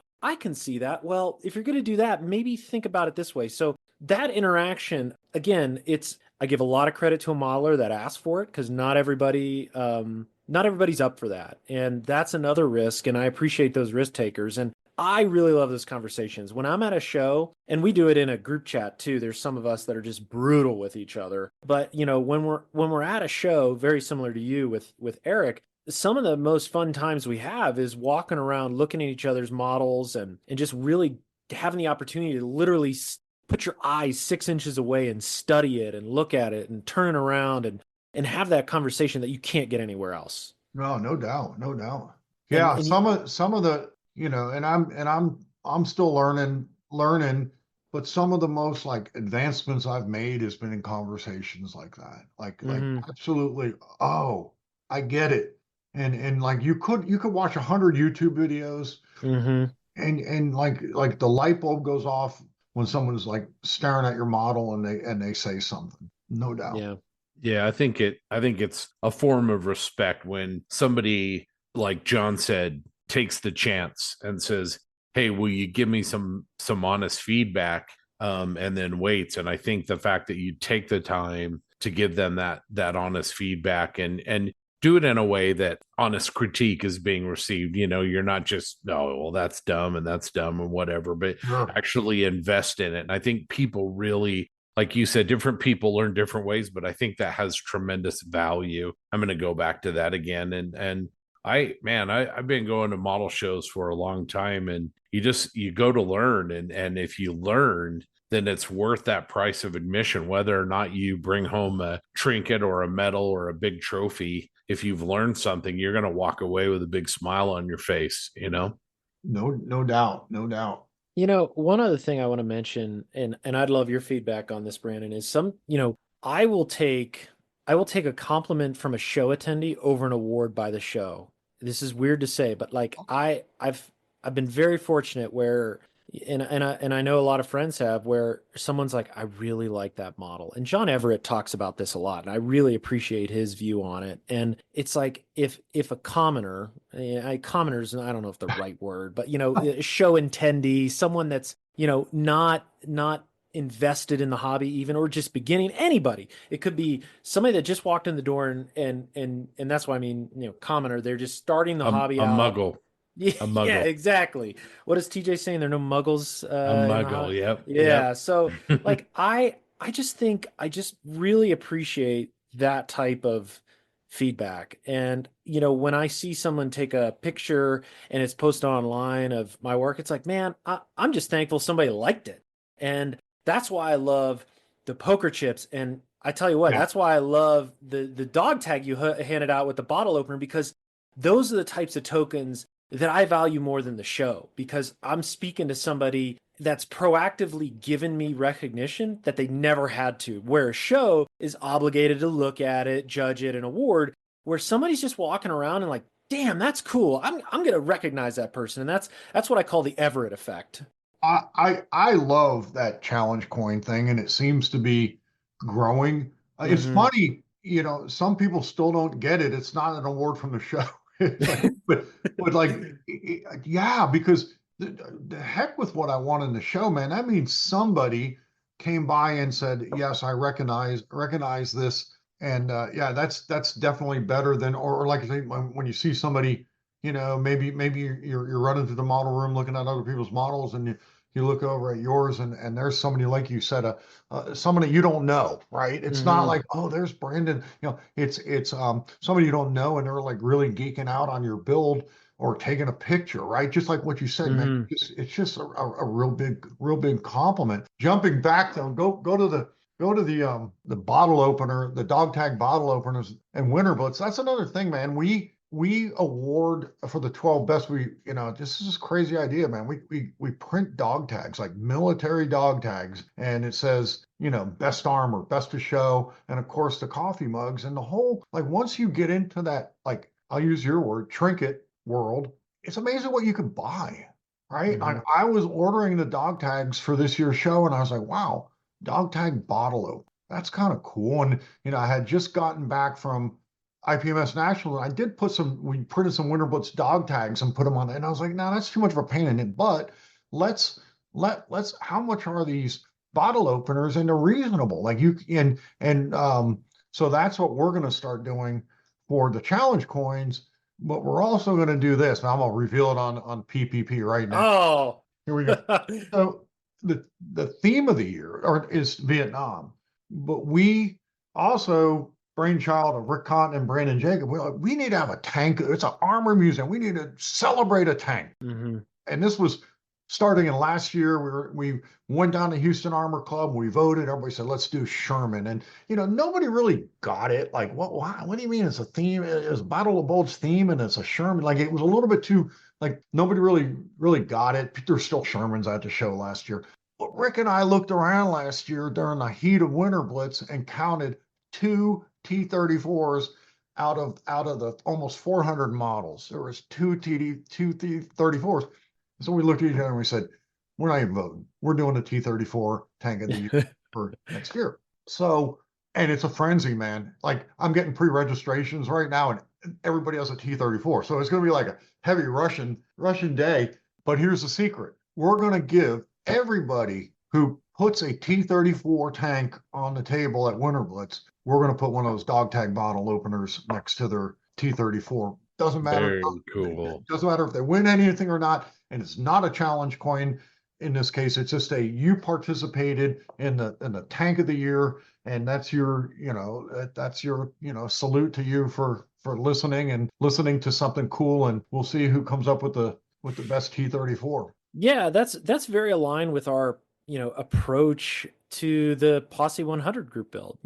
If you participated, you got a challenge coin. And then I love the idea that the poker chips, I was talking about this with Scott, is, the poker chips are so affordable that, you can create them for special events and stuff like that. So I just, like you, it's those little mementos that go a long way. And I also love them because they don't take up that much room, so you can put them in your display case with the model, as opposed to a bulky award or a medal with a ribbon on it.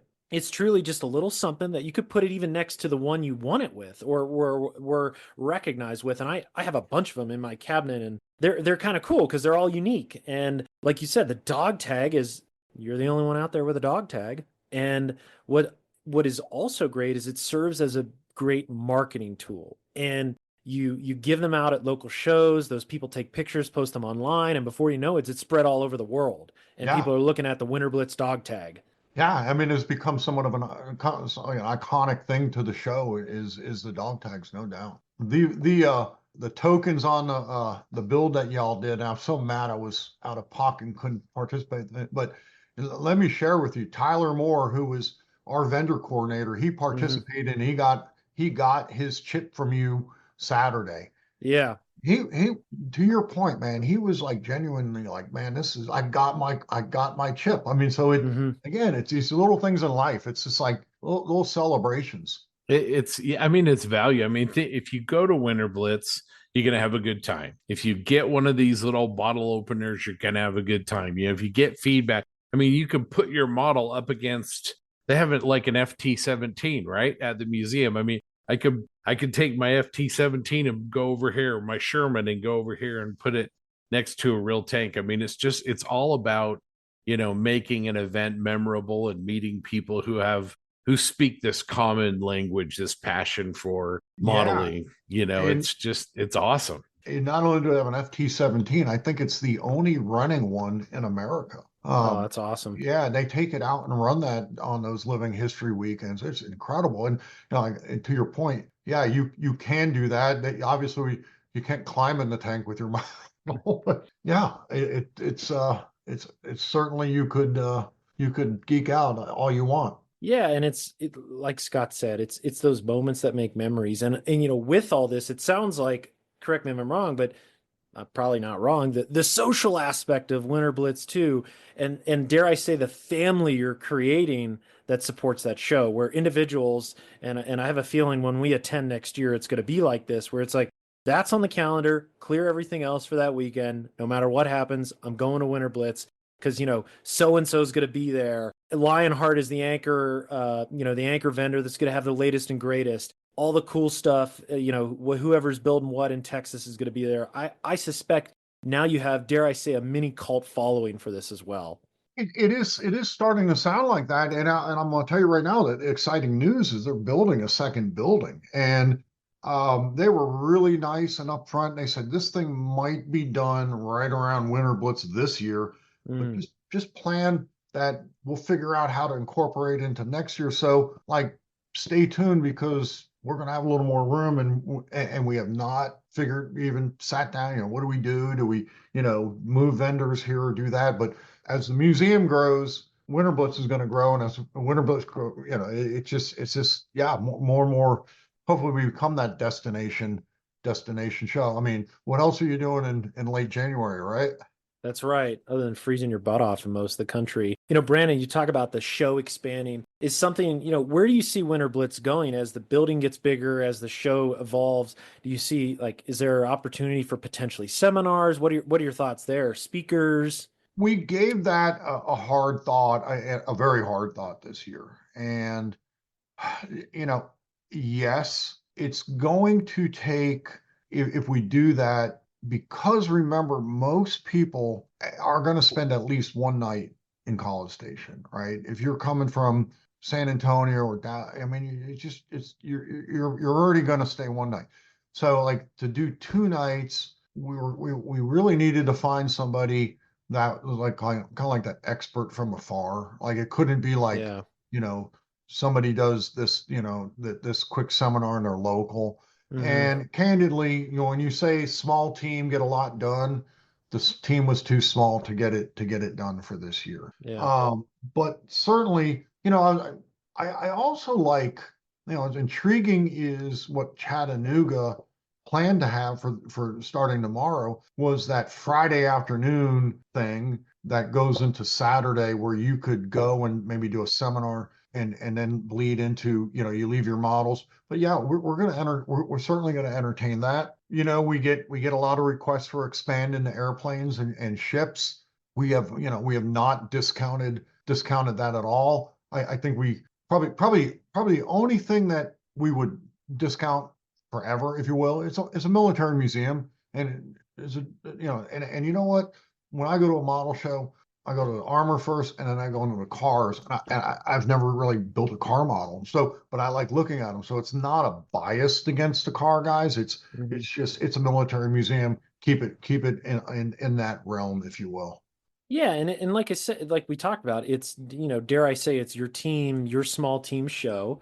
You want to have, if you wanted other people's opinions, you'll ask for them. But at the end of the day, you want to craft an event that's modeled after what you, dare I say, what you want. And Scott resonates with this too, I think, in terms of the judging format, the displays. Like, you have a vision, and you'll take feedback, but at the end of the day, you want your vision to be like on show, your team's vision, that is. And I respect that. You play by the rules on the course you go to. So I think I admire that a lot. Yeah, again, like personally, I don't, Scott probably could, you would agree. It's like you're not, there's no like payday to putting on Winter Blitz, right? You drive in Yeah. and you're like, wow, man, the payday is we put on something that everybody likes. And so yeah, you always got to be thinking it's year 4.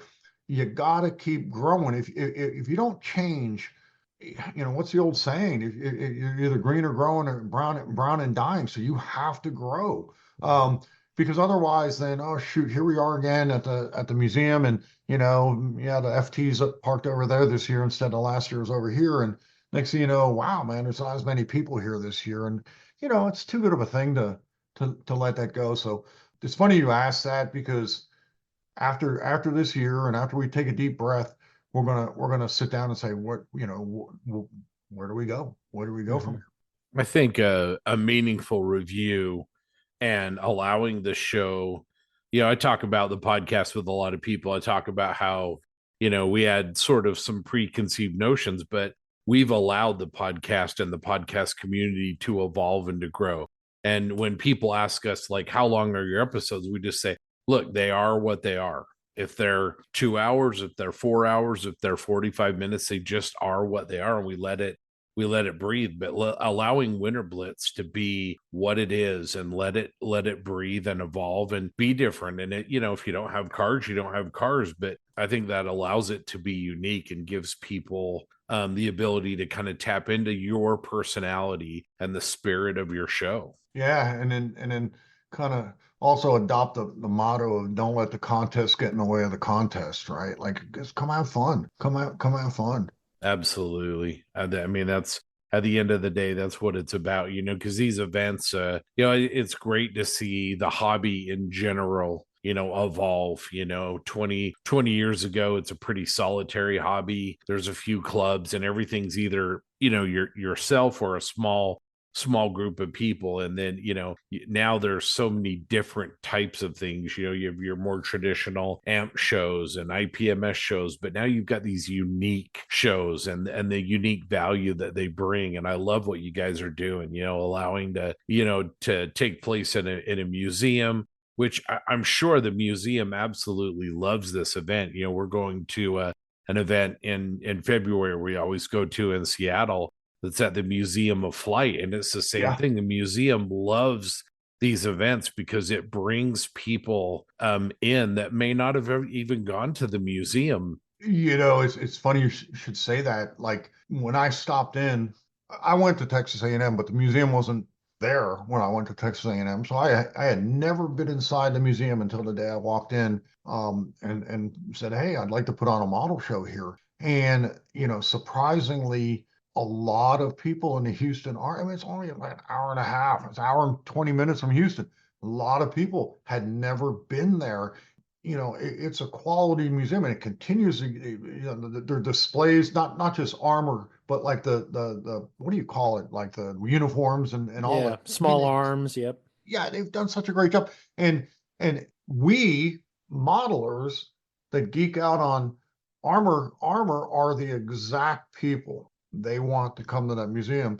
I can't tell you how many people that have attended Winter Blitz now goes up to living history for the reenactment day. And it's just like, so to answer your question, Scott, yeah, they're very happy with it. And also, I think we were talking about this the other night, John, like modelers are not like dirtbags, right? Exactly. They respect that stuff.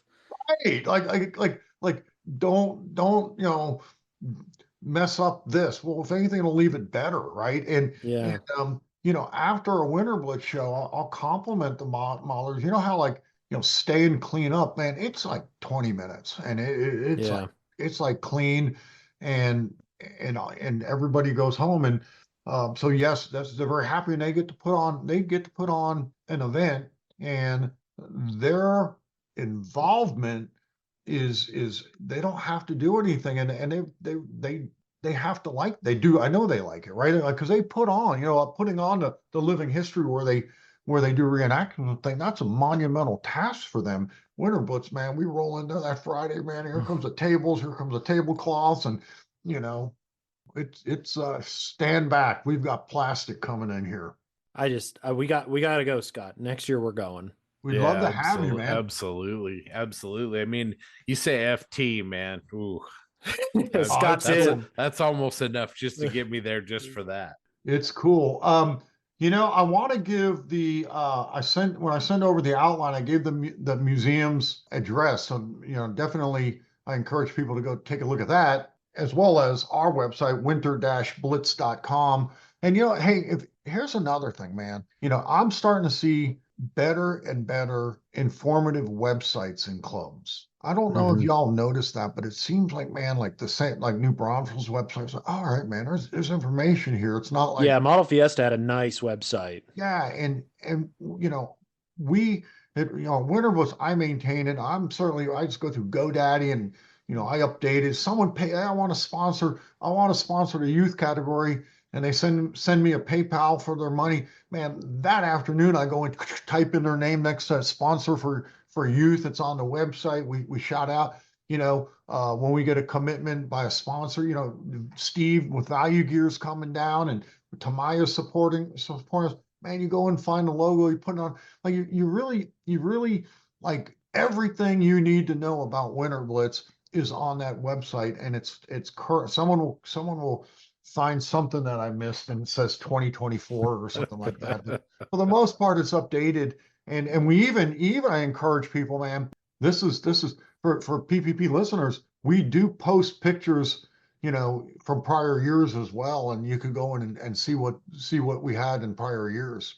Yeah, and you talk about pictures. I think the best picture is from I think there's the balcony area. You take a picture down, you have the show, you have all the armor. Like, there is no other greater marketing tool than that. Right. Like you said, it's like there's a hall of tanks, there's a chopper hanging from the ceiling, and there's tables with models all over them. And you can buy stuff there. Like, this is the place. This is where you want to go. Yeah, I mean, where else would you want to be on January 25th, right? Well, what more could you ask for? Yeah. And like you said, it's you have a certain environment. I suspect when you walk in the door, it's very jovial. It's almost family like, and you make friends that day, and you say hi to old ones, and you just talk models. And gosh, I wish I was rich and was retired, because I'd fly back down and I'd grab Scott and we'd go down. But I'm still working on buying a G5. So there you go.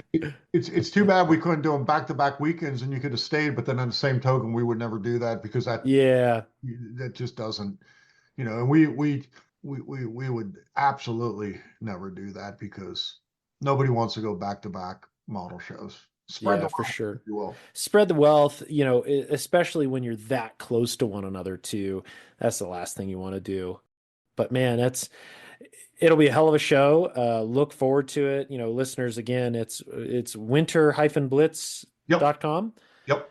And then the museum was AmericanGImuseum.org. And please visit both sites. And yeah, if you're in the Texas area, or even Oklahoma, I suspect, Louisiana, make the trek over, because damn, it looks like it's going to be a lot of fun. And I know a lot of our friends will be there. I think, Rob Booth, you mentioned Brandon already, Stan Spooner. Dana's going to be there. Yeah, all those folks. Can't wait to see the pictures. And I'll be honest, I really like your logo too. I think it's cool. Well, let's talk about the logo. Right? That's what a thank you. What a great segue. So Ken Burke is a graphic designer and a model builder.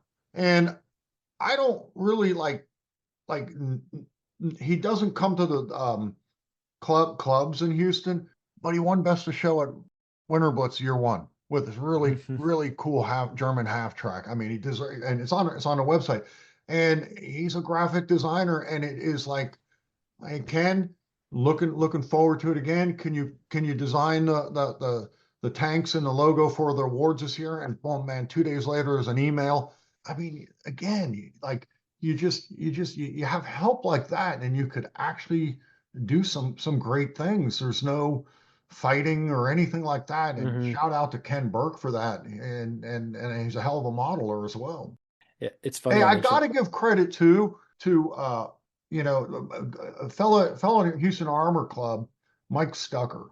And when we were first doing it, putting on Winterblitz, he's a podcast listener. And he said, man, you need to advertise this thing on the podcast. And I candidly, man, this is how like naive I was. I was like, what, there's model podcast? And like, it's not even that long ago, right? And he said, yeah, reach out to Mike and Dave on the Mojo. And, those guys have done like they've been incredibly good to Winterblitz and getting me on there. And I'm going to tell you right now, like the first year, like 4 people came up to me and said, I wouldn't have been here if it wasn't for the podcast. So that's a testimonial not only to the Mojo, but to PPP and all the other podcasts, is people are listening, man. I mean, big time listening to these podcasts. Yeah, well, first off, thank you. And I really appreciate you recognizing that. And I don't mean to, just say the PPP, but the entire community. I think from the podcasting perspective, it's a new medium for a, dare I say, historical hobby. And, it's unfortunate, but certain organizations and certain shows don't understand the power of this type of channel to a potential customer, to a customer. And like you said, there's been, and myself included, I've listened to other shows, other podcasts in the scale modeling sphere where they talk about hobby shops, they talk about museums, they talk about shows. And it's weird, but it's kind of hard to find that online sometimes. But when you're listening and they're talking about it, I don't know if it sticks more, or it's, you're listening to like-minded folks. So they're sharing information that is more kind of in tune with what you're interested in, as opposed of like, the cookies, harvesting your search data and sending you targeted ads. But it's a great platform. And certainly it's given us an opportunity to get to know people and share the wealth. That's all what it's all about, is sharing the knowledge, because there's countless times where it's sad. It's unfortunate in some cases where we'll talk about it on an episode, or we'll post pictures online from a show, and then someone goes, oh man, I live in the neighborhood. I live an hour away. I wish I would have known. And then it's like, they don't miss it next year. And that's, we always want to get ahead of those comments, but no, thank you, Brandon. No, there's no doubt. I mean, it's the way to, not everybody, and that's John, that's the incredible thing. I could start listing off people, that I know that just really haven't tuned into podcasts yet. And you know what?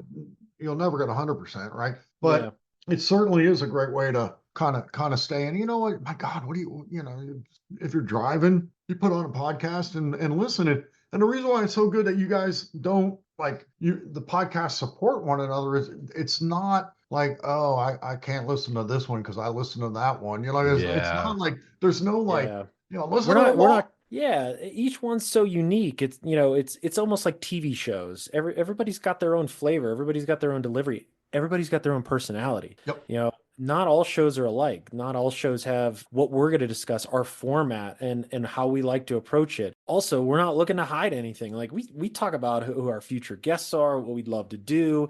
And I'll be honest, Brandon, a lot of times we just wing it. And that's where I think that's what we talk about evolution, not only shows, from the model show perspective, but the podcast. If you listen to like our first episode, then our 50th, and then our 100th, those are different shows just because of who we are, how we've grown, what we think the format is. and how comfortable we're getting. I think that's what you see in a lot of our recent episodes is we really were like stuck on formatting. Like, gosh, I remember, Scott, I think the first 10 or 20 episodes, we had typed out like transcripts and Oh, very structured. And then it grew a little bit like, oh, let's get a discussion topic and kind of riff on it. And now, like, I'm of the opinion, like in 2025, let's just go kind of like this moment here where it's like, let's just dive into it. Let's see where the conversation takes us and let's just have some fun. And we'll hit key points along the way. But I love just diving into it, especially with passionate individuals like yourself, because you're hitting on topics that I think a lot of people,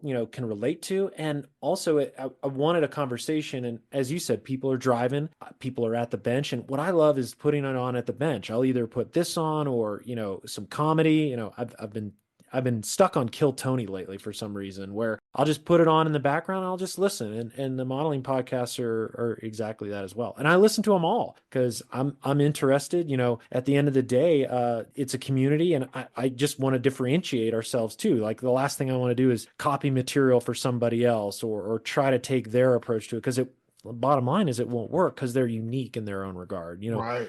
I think of the Modeling Geeks as a great example. They're, those are Navy dudes. Those are airplane guys, and they have their own flavor, their own nomenclature too. And the last thing I want to do is like ape something from that. That's not who the PPP is, and I appreciate their unique approach, and I enjoy it for that because of that. That the other piece that makes the podcasts stronger and more successful. And the problem is not everybody's on it, but Facebook and oh yeah, the user group.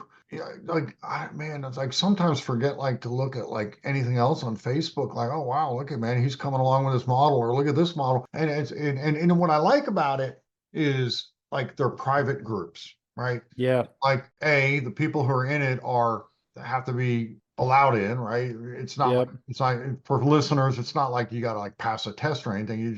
And then like I could take a break from work at 1 o'clock in the afternoon and comment on someone's models, and like the rest of my feed, my friends don't see it and go, what the hell is he doing at 1 o'clock?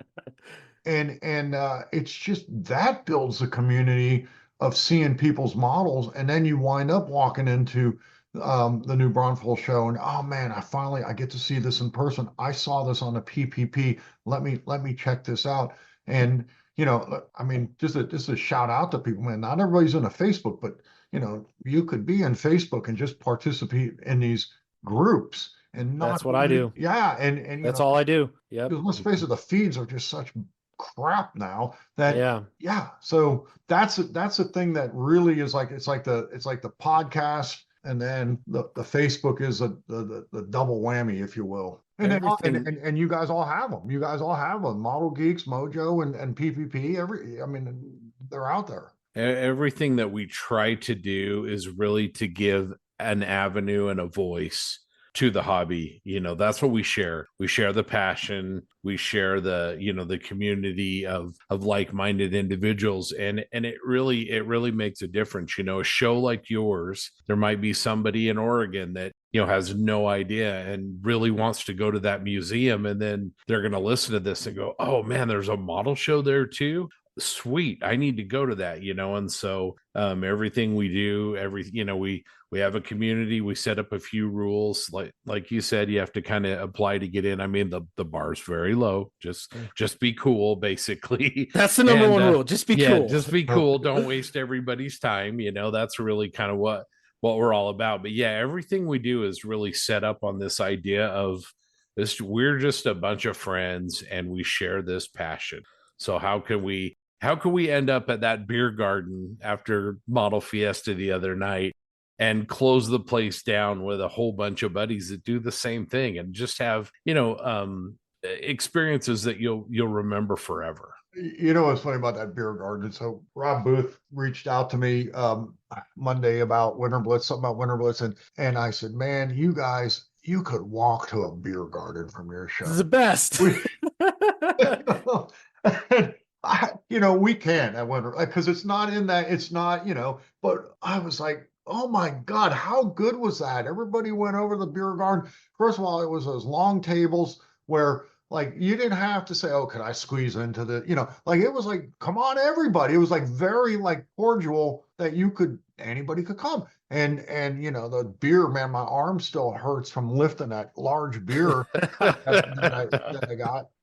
Yeah, I hope that's there again next year, because I certainly plan to be at the beer garden. Yeah, I want to go back. You mentioned Facebook. The Facebook groups are fantastic. Those are the communities that are created, and as you called out, each one is unique. Whether it's the Geeks Model Shack, the Dojo, At the Bench, ours, Insanity, they all have their own flavors. And there's probably I bet at least 50% crossover, but there's also some members that flourish in some of those groups, while in other groups it doesn't really speak their language, and that's okay.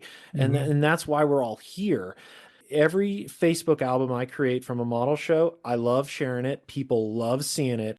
It's insane, especially when you go to large shows, SMC.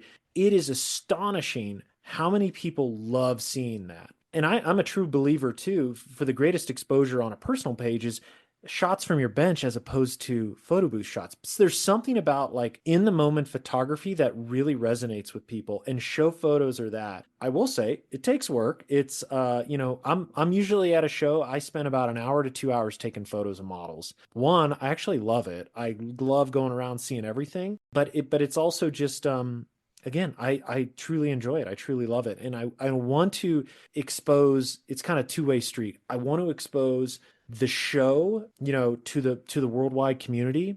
But then I also want to expose, the worldwide community to those individual modelers and see what, because each region has flavors too. When I took pictures in Korea, like you can put that next to a show in Europe, next to a show in America, and they're all distinct, whether it's styles, presentation, subject matter, like they're all unique. And it's just really interesting to see that. But regardless, the best way to publicize an event is to take pictures from the event, post it online, and then just let the community share it, because I tell you what, they do. Yeah, it's wonderful. What pictures when you share an album? Because I'll go to a show and take a few pictures, and even like the stuff I put online from New Braunfels, I took a lot of like people pictures, right? Because that's kind of relevant in my world too. But what is it, more models that people share? Like, what is the right? Yeah, it's the right photo album? I think it comes in a couple forms. So let's talk about the people aspect first. I was intentional at this show to take a lot of selfies, because we take pictures of people's models, but we don't take a picture of ourselves with that person. And when I think about, I'll tell a personal story. My dad passed away 10 years ago almost. We went to a lot of model shows together. I only have like one picture from a model show with him. And I think of those moments where I have thousands of pictures, even on film, from models at that show, but I don't have pictures of myself with my dad or his friends that are now my friends, or some that have passed away. And when I look back, like those are my biggest regrets.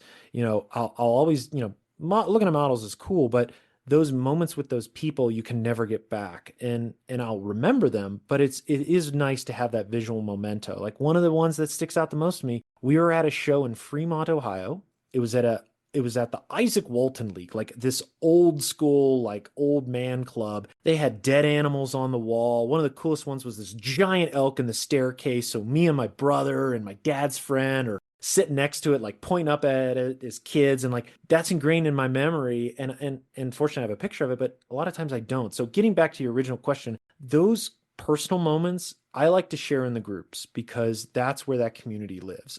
I don't want to share it to the world. That's why if you see like post SMC, post ModelFiesta, post the February show, you'll see either that on my personal profile or my personal post in the community in which we all live and breathe in. For kind of the page and promoting the show itself, I usually take pictures of the models themselves and the show venue. And all of those are pictures that are from a really unique subject, and a lot of times from a unique angle. So you're basically post the 5 first are John Bonanni's highest top picks. Yeah. The ones that really like these stand out. But what also is nice for us is since all of us have access to the Facebook album, Scott's pictures can be uploaded. I'll put mine in there. Grant can do the same. If TJ takes any, Jensen, and so on and such forth. It's really nice that you also get the perspective of each of the podcasters, where Scott's taken pictures of things that I might have taken pictures of. He takes them from different angles than I do because he's looking at it from a different perspective. Whether it's like, oh, maybe, you start looking at Scott's pictures like, oh man, he really likes like the top of stuff, like, or he likes this certain angle, like aircraft. It's like a 3/4 view from the front left. Where in mine, I try to go a little bit lower and have a little bit more of a dramatic image. So that's where, from an album perspective and making it successful online is really, this is going to sound super corny. You're like telling the model story through a single photograph and you're trying to get that best angle. One of them I can point to from Winterblitz, there was an awesome diorama of a Luna Gans machining Krieger, and there was a little girl. And you're meaning from Model Fiesta. Sorry, Model Fiesta. My apologies. Model Fiesta. There was a Model Fiesta. Yeah, Model Fiesta. It was it was a Luna Gans, I think, with a little girl. And then there was a building behind it. And if you step back 3 feet and take a picture, it's cool. But if you get eye level, you're looking from behind the girl up at the Luna Gans. It really creates this dramatic kind of scene. And I took that picture and people are commenting on it. Where I think if you took a picture from, say a foot or two back and you capture the whole scene, it doesn't generate that type of reaction because you don't feel the piece. Where I try to take photos of, especially the models that stand out to me, from an angle that tells the model's story. And I know that sounds hokey, but that's what I'm trying to recreate in photos when I'm at a show. And I really like candid photos. And what I mean is the picture I took of you and John talking, and the picture before the show started of Rob and Dana kind of going over some of the rules for the new judging scheme that was put into place. Pictures where people aren't posing. I want to capture a moment. I don't want to capture something that's artificial, if that makes sense. So no doubt. John, it's interesting. Like, I totally get what you're saying about like trying to do the picture right. And it was like I was really kind of blown away by the ferret entry by Spooner, and that was a beautiful presentation. But I tried to take a picture of it. It's so hard. You can't capture it. It was like there's just no way you were gonna like it. And I took a picture. I think I might have posted it on my thing, and it was just like, it just doesn't do it justice. One of those things you got to see in person or be a better photographer, I guess. But yeah, like in that case, and I think Scott captured it well, it's almost like you take a step back and you're taking a picture of the whole display, and then you can go into individual models, because there's something about, like you said, the presentation was 10 out of 10. It's beautiful. And then you start looking at the pieces and you're like, damn, those are really well executed. And it's hard to capture that in photos. It really is. And I think of times where you go to larger shows and they have a display. Gosh, one of the coolest ones I remember, the group did it twice. They're out of Chicago. One year they did the front glacis plate of a Panther tank and put models on it. Cool. And then the other year they built the front glacis of an elephant tank and put models on it. And I was like, that's so cool. But like you said, unless you're there, it's really hard to capture the vibe that it's given off, if that makes sense. It's just no doubt. Yeah, it's cool.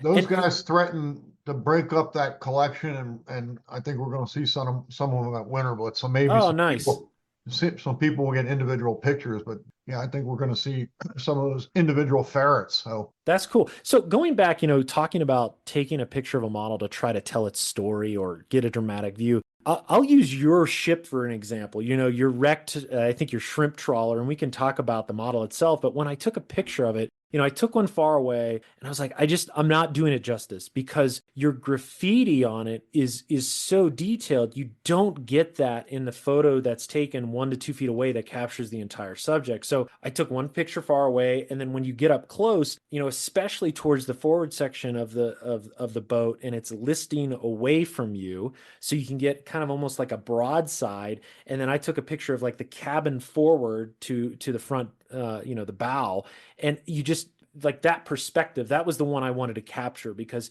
you're locked in the subject, especially because your boat in a sense is a rectangle in a way. So it's taken a lot of that photograph, but there's a lot of content to drink in, dare I say, because you got your graffiti, you got the worn superstructure of the boat, and then you have the water line and you got the groundwork, and you can get all of that in a tight macro shot where, yeah, you get it in the one that's far away, but you don't get the granularity, you don't get the texture. And that's what I was hoping to capture, because your boat is so freaking good, and that's why I was Well, rewarded. man, well, first of all, thank you very much, man. That's again, that's a compliment that's more important than any award that might win. So I appreciate that. And I did try to when I was doing it, and I don't know if you picked this up. I tried to make those decals look like, nobody like comes and graffitis a boat or anything for that matter, and then that's it. It's always like that tag fades, and then they come and do another one. And I really tried to like create that. I don't know if I did, but it did take a little bit of work, because if you just put those decals on and didn't like slightly sand them, like they would look too, like every one of them would have looked like last night somebody came and put some graffiti on that boat. And It was a nice piece, really nice piece. Yeah, and the base kit, I'm pretty sure you were saying it's a pretty old kit, right? I confirmed it, man. It's on scale mates. It's a Lindbergh 1958. It's that old. Oh my gosh. It's like should win a prize just for having the balls in, or a Lindbergh kit, let alone one from 1958. But like I said, I think that would be. I'm not a good enough modeler. If I took that kit and said I want to make it like operating, I think that would be like nightmarish. Yeah. That's not to say like making it a abandoned shrimp boat sinking into the marsh wasn't exactly, it wasn't a 5-minute exercise either. But yeah, it's an old kit, and I think it was even in the original box. I think it was motorized. So it's like, Lord only knows, man. There's listeners out there right now going, a Lindbergh kit with graffiti? What madness is this? Yeah, I'm pretty sure you built it just so you could collect the Social Security check that comes, because that thing, oh my gosh! But no, you did a bang up job, and I loved your armor pieces as well. It was awesome. Thank you. It's funny because I definitely, like, if you were to ask me, what do you build? It's armor, right? Mm-hmm. And like I can't, like, I certainly win the medals at the table, but like I can't win anything. like best armor, forget it. I'm not. But here I could win something in ships. You're a ship modeler. I was given some of my shipbuilding friends, Rick Cotton for one. I am award-winning shipbuilder. But thank you, man. Thank you for the compliment on my armor too, because again, that's where I really, it's certainly something that I try to. Not everybody wants to take a chance on, like that beautiful finish, like when you paint it and it looks really good, and you're like, man, this thing looks good. I am not, I started this thing to make it look weathered, but man, now I got second, and this one's going to be clean too. And then like 2 years later, you're still doing that. This one's going to be clean. And, yeah. And again, that's some people's styles, and they go for that. But I definitely like to try to like make my armor look like it's been used a little bit. For sure. Yeah, your M32 was awesome. The what, I'm sorry? Now, you built the M32, correct? Yes. Yeah. Yep. From the old Italeri. Oh gosh, geez, man. Yeah, and I guess and there is something about like those classic kits. I know that when we talk going back to the collection thing, people are going to want to. But man, I like them. I like them. The only problem with like those kind of, like, I had to find different tracks, right? Oh, of course, yeah. Those are so stiff. I remember that Italeri stiff block track. It's like, it's terrible. You put that on and it's going to blow the top hull off, I feel. It's just horrendous. And, anyway, I tried to make that one look, when you think about, I don't know if you guys, Scott, I don't know if you do this when you're building, like, you kind of like start like thinking about, like, what was it like to be in an M32, right? Like, what would it have been like if you were in World War II driving an M32 across Europe? Well, chances are you were, when you went into going to the Army, you raised your hand when they said, do you know how to turn a wrench, right? So you're probably like a guy that knew mechanics. So you're right away not like a fighter, right? You're like, let's go take rear echelon, yeah. No, but be careful. Don't call them. I mean, because I guarantee those guys probably but hey, tomorrow these two wrecked Sherman tanks have to be one, right? Like Yeah. that's what those guys are doing. And so I try to create that, like with all the acetylene bottles and crap piled on the back, is because that's what they were, man. They were really, really grease monkey guys. Yeah. Going back, I love your comment around old kits. I have a sick obsession with them in some regard. You know, the Italieri Sherman I've built before, it's sad, but I consider the Panther tanks from Tamiya, not the early A, but like the Panther Gs. They've certainly been superseded, but there's something about them, and there's something about older kits. I have the original Centurion from Tamiya. I have tracks for it. I really want to build it. They're simplistic. I built one of their 250 half tracks last year, and they're just fun. I built the original L70, and I love new modern kits, but there, like you said, Brandon, there's something about it's almost a sense of accomplishment when you build something like that. And, you know, I was about to ask you earlier and you answered it for me. Was that the Asuka or Italieri kit? And I feel like if I'm asking that question, you've done a pretty damn good job, because I don't know what manufacturer it is. That's a good point. Yeah. And again, thank you. You know, a lot of it, let's face it, man, if it was 1983 and I think that's when that M32 kit came out. Oh, yeah. It's an old one. Yeah. But if you plop that down in 1983 and said, I'm going to build this, you didn't have the quote unquote resources that we have now in regards to just as stupid as it sounds, but it's not, extra thin cement, right? Like, oh, yeah. Right? Like, or you're rocking Bondo and tube cement. Yeah. And so like right away, that elevates, that brings like that old classic kit to the, hey, I could really do that, as long as one, you're not really you probably could over stress that, like, oh my God, it's not accurate, I got to do this and that way. I mean, maybe that you're into that, maybe you're not. I'm personally not into that. But again, Same. you also have to be aware that, like those Italeri, most of the time that the tracks are just like they're unusable, unfortunately. unusable. They're not even like Tamiya. Some of their older kits you could kind of get by with them, but Yeah. they're not usable. And it is feels like a good accomplishment when you put together one of those classic kits. I will say this, like if you like to enter contests, and it is fun to enter contests, you really gotta like it. There's always going to be a seam. Oh, yeah. Yeah. Seam, gap, alignment issues. But like you said, some of those old kits are solid builds. And I always go back and feel free to correct me, listeners, but the M4A1 made by Italieri long ago, before 3D scanning, computer aided design, it still has one of the best shapes of a Sherman out there from an A1 body perspective. And it's a simple, straightforward kit.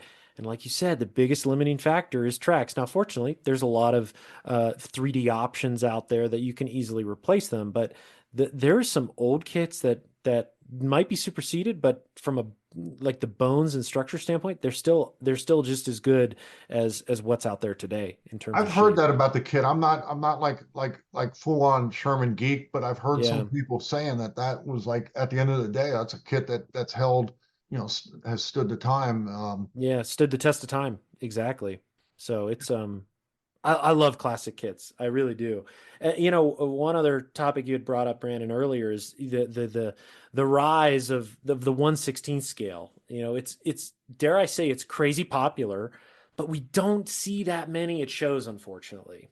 Yeah, and in fact, if you just take the data point of the shows that I kind of went to a lot of shows this year, and I know you did too. Mm-hmm. Like, it seemed like it wasn't like just like one region, like, oh, nobody likes 1/16 scale here, but the ones I saw were pretty damn good, right? Yeah.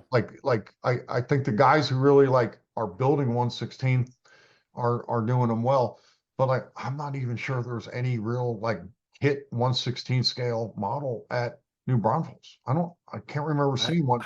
I don't just the There big was the Burger Panther, yeah. But and that's a Oh, that's right, Berlinen that's kit that was built several years ago. I remember seeing it in Salt Lake a couple years ago. But yeah, the new Andes kit's like, gosh, I haven't seen a Puma built. I've only seen the Stug I've built. I've seen one of the Tigers, and like we talked about at the beer hall, I truly believe without Andy at Andy's Hobby headquarters, 1/16 scale is not what it is today. It is Yeah, not no that question. popular. He's created that market, affordable kits. I just want to see more built, and that's the sad part. I don't see that many built. And the funny thing is they have to be selling them, right? So like we were Oh, talking, Oh, yeah. selling tons of them. Yeah. I do see quite a few at MMSI for some reason. So maybe the figure guys and diorama guys are maybe a little more apt to build them. I don't know. I don't know what the reasons are, but yeah, they sell a ton of them. So it'll be interesting to see what we see on the 25th again, because of the very first year, because if you remember, man, 22 was like it was popping, right? Like it Yeah. was like, guys were building like still like the stuff that came out before, and then Andy stuff was just coming out. And I should have been better at keeping statistics of the entries of, and I still have the records. I could go back, but I remember last year thinking, wow, it's a little bit down. And Hmm. I remember where was I? Just the shows in Texas this year seems like there's not as many making it to the show. Hmm. No, I agree. I mean, you get the same vibe at national conventions as well. They're onesie twosies, and I mean, gosh, I want to see them built, especially that new Puma. It's badass. I have one, but as I think about before Andy and Das Work came on the market, 1/16 was near non-existent, even though Trumpeter has a plethora of them out. But man, it goes back to they have full interiors, and that's another kit or two in itself. And how many that's another market, I think, in 35th scale. People always talk about, oh, I want them to come out with an interior model of that. It's like, are you really going to build that? Let's be honest. Are you really going to build it that? might be a perception too that maybe the reason they're not showing up to shows is there's a lot of real estate, and so maybe builders are thinking, well, I've got to transport this, I've got to take it on an airplane, maybe, or am I giving the judges way too much opportunity to ding me? I don't know. I'm sure there's probably some reasons for it, but you would think at least some of the local guys maybe would bring one, but Mhm. and Personally, I own one. It's the TACOM. Scott, you'll know the answer. FT17, right? Yeah. yeah, Yep. it's a And great that little kit. that came Yeah. out before One of the first. yeah. And like I desperately want to build that, but like here's my challenge with it is because Scott, like you alluded, you dig on that tank. Yeah. But I've seen it done. There was one at Nationals in San Marcos, I think, and it was like, wow, man, this guy really hit it. It's good. And like, can I build 1/116 scale tank and make it look really good? And I think the answer is probably no. Like and maybe part of the reasons why we're not seeing them at shows is maybe some guys have tried that thinking, wow, this is big. Now I can see everything. And this is going to perhaps maybe be easier than 135th. And all of a sudden they get into it and they realize, man, no, it's not going to be easier because it's a bigger thing Bigger and canvas. Yeah. bigger canvas. And maybe some people got discouraged. Again, I'm a bit like would like to do that kit, but I love the FT as a kit because to me it fits the sweet spot of, yes, it's a 1/16 scale, but the vehicle prototype is so small yeah. that it really isn't that much bigger than, say, a 35th scale Yog Tiger or King Tiger. And so I think it's a good choice then. But yeah, I think you're hitting the head right, you're hitting the nail on the head there with the reasons why maybe. But I am looking forward to that 250 half track. I picked up one for John as well because, again, it's a very, very small vehicle, and I think it's going to be a lot of fun to render that in 1/16 scale. I agree with that's a tiny vehicle. Like in the Tamiya kit Yeah. in 135th, it's almost like you almost feel like you're building a 148 scale. Well, it's not much bigger than a Jeep, as far Yeah. as overall footprint. And so, yeah, it's very, very small, but there's a lot to it. So I think that might be one that maybe we see at a bunch of shows, but certainly not like, one of those trumpeter King Tigers or Panzer fours or Yog Tigers that are, you got to have a SUV to get that thing to the show. Yeah, no doubt. No. I think the Ontos is pretty cool too, right? Again, there you go. That's a smaller little crazy looking tank. Yeah, Yeah. absolutely. Well, man, Brandon, this has been a great discussion.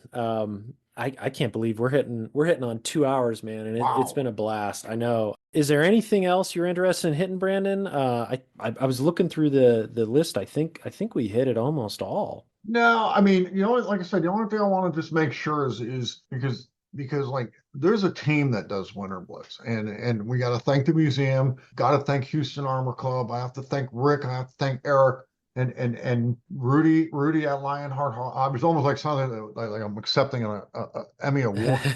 But just like yeah, and we're excited. We can't wait. We appreciate. I appreciate you having me come on here, and we could promote the show a little bit. And I'll remind everybody, like, man, put some pictures on Mojo and PPP to share with you the how things go, Yeah, and please do. Please do. Yeah, definitely.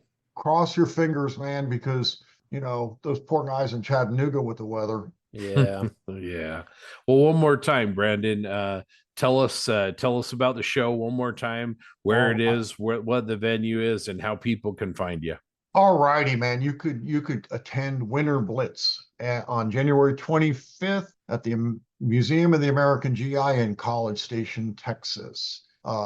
Doors open at 9 o'clock. It's a all armor plus Vietnam helicopters model contest. We start judging at about noon, and we promote that we will start the award ceremony at 3 and promise to get people out by 4 so you could get home. You could find all the information by going to winter-blitz.com, and there's a contact on Winterblitz. There's a question, just fire it off. It goes directly to me, and I'll get back to you ASAP. And if you're listening to us, man, we do pre-registration. So if you're listening to PPP before the show, man, pre-register and avoid the lines. Well, Brandon, thank you again for joining us. Really appreciate it. We'll have you back sooner rather than later. And it was a great discussion. And please share those photos from Winterblitz. Give us a report out, and all the best of luck. We will be there next year. Thank you. Yeah. Thank you so much. Echoing that as well, Brandon. It was great to meet you, and hang out at the beer garden with you and make some good memories. And we wish you nothing but the best. I'm sure the show's going to be a massive hit, and hopefully you continue to grow, because it sounds like a show that I can't wait to go to. So you guys are putting pressure on me, man. This is gonna be good, man. It's easy. You got the formula. It'll be good. Thank you. Take care, man. Bye.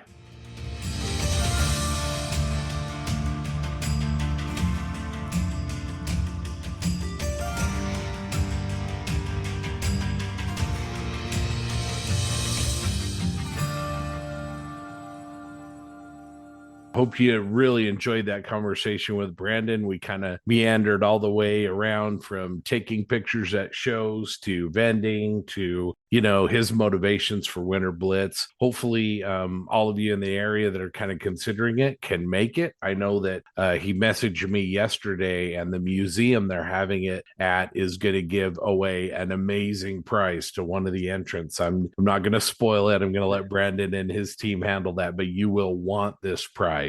Trust me. So anyway, attend Winterblitz if you can. That's January 25th at the Museum of the American GI in College Station, Texas. All right, well, let's wrap up for now. We'll get back to our regular episodes very soon. Appreciate people being patient with us as we take a little bit of a break to be with our families and everything. And hopefully 2025 is starting out good for all of you out there. We will have more details on some additional shows soon as well. So John, I hope you have a great day, and we'll talk to you very, very soon. Sounds great. Thanks again, listeners. Thank you, Patreons, as well. Your help is what makes this show possible, and to our sponsors. So thanks again. We'll get back to more regularly scheduled episodes soon. Cheers, everybody.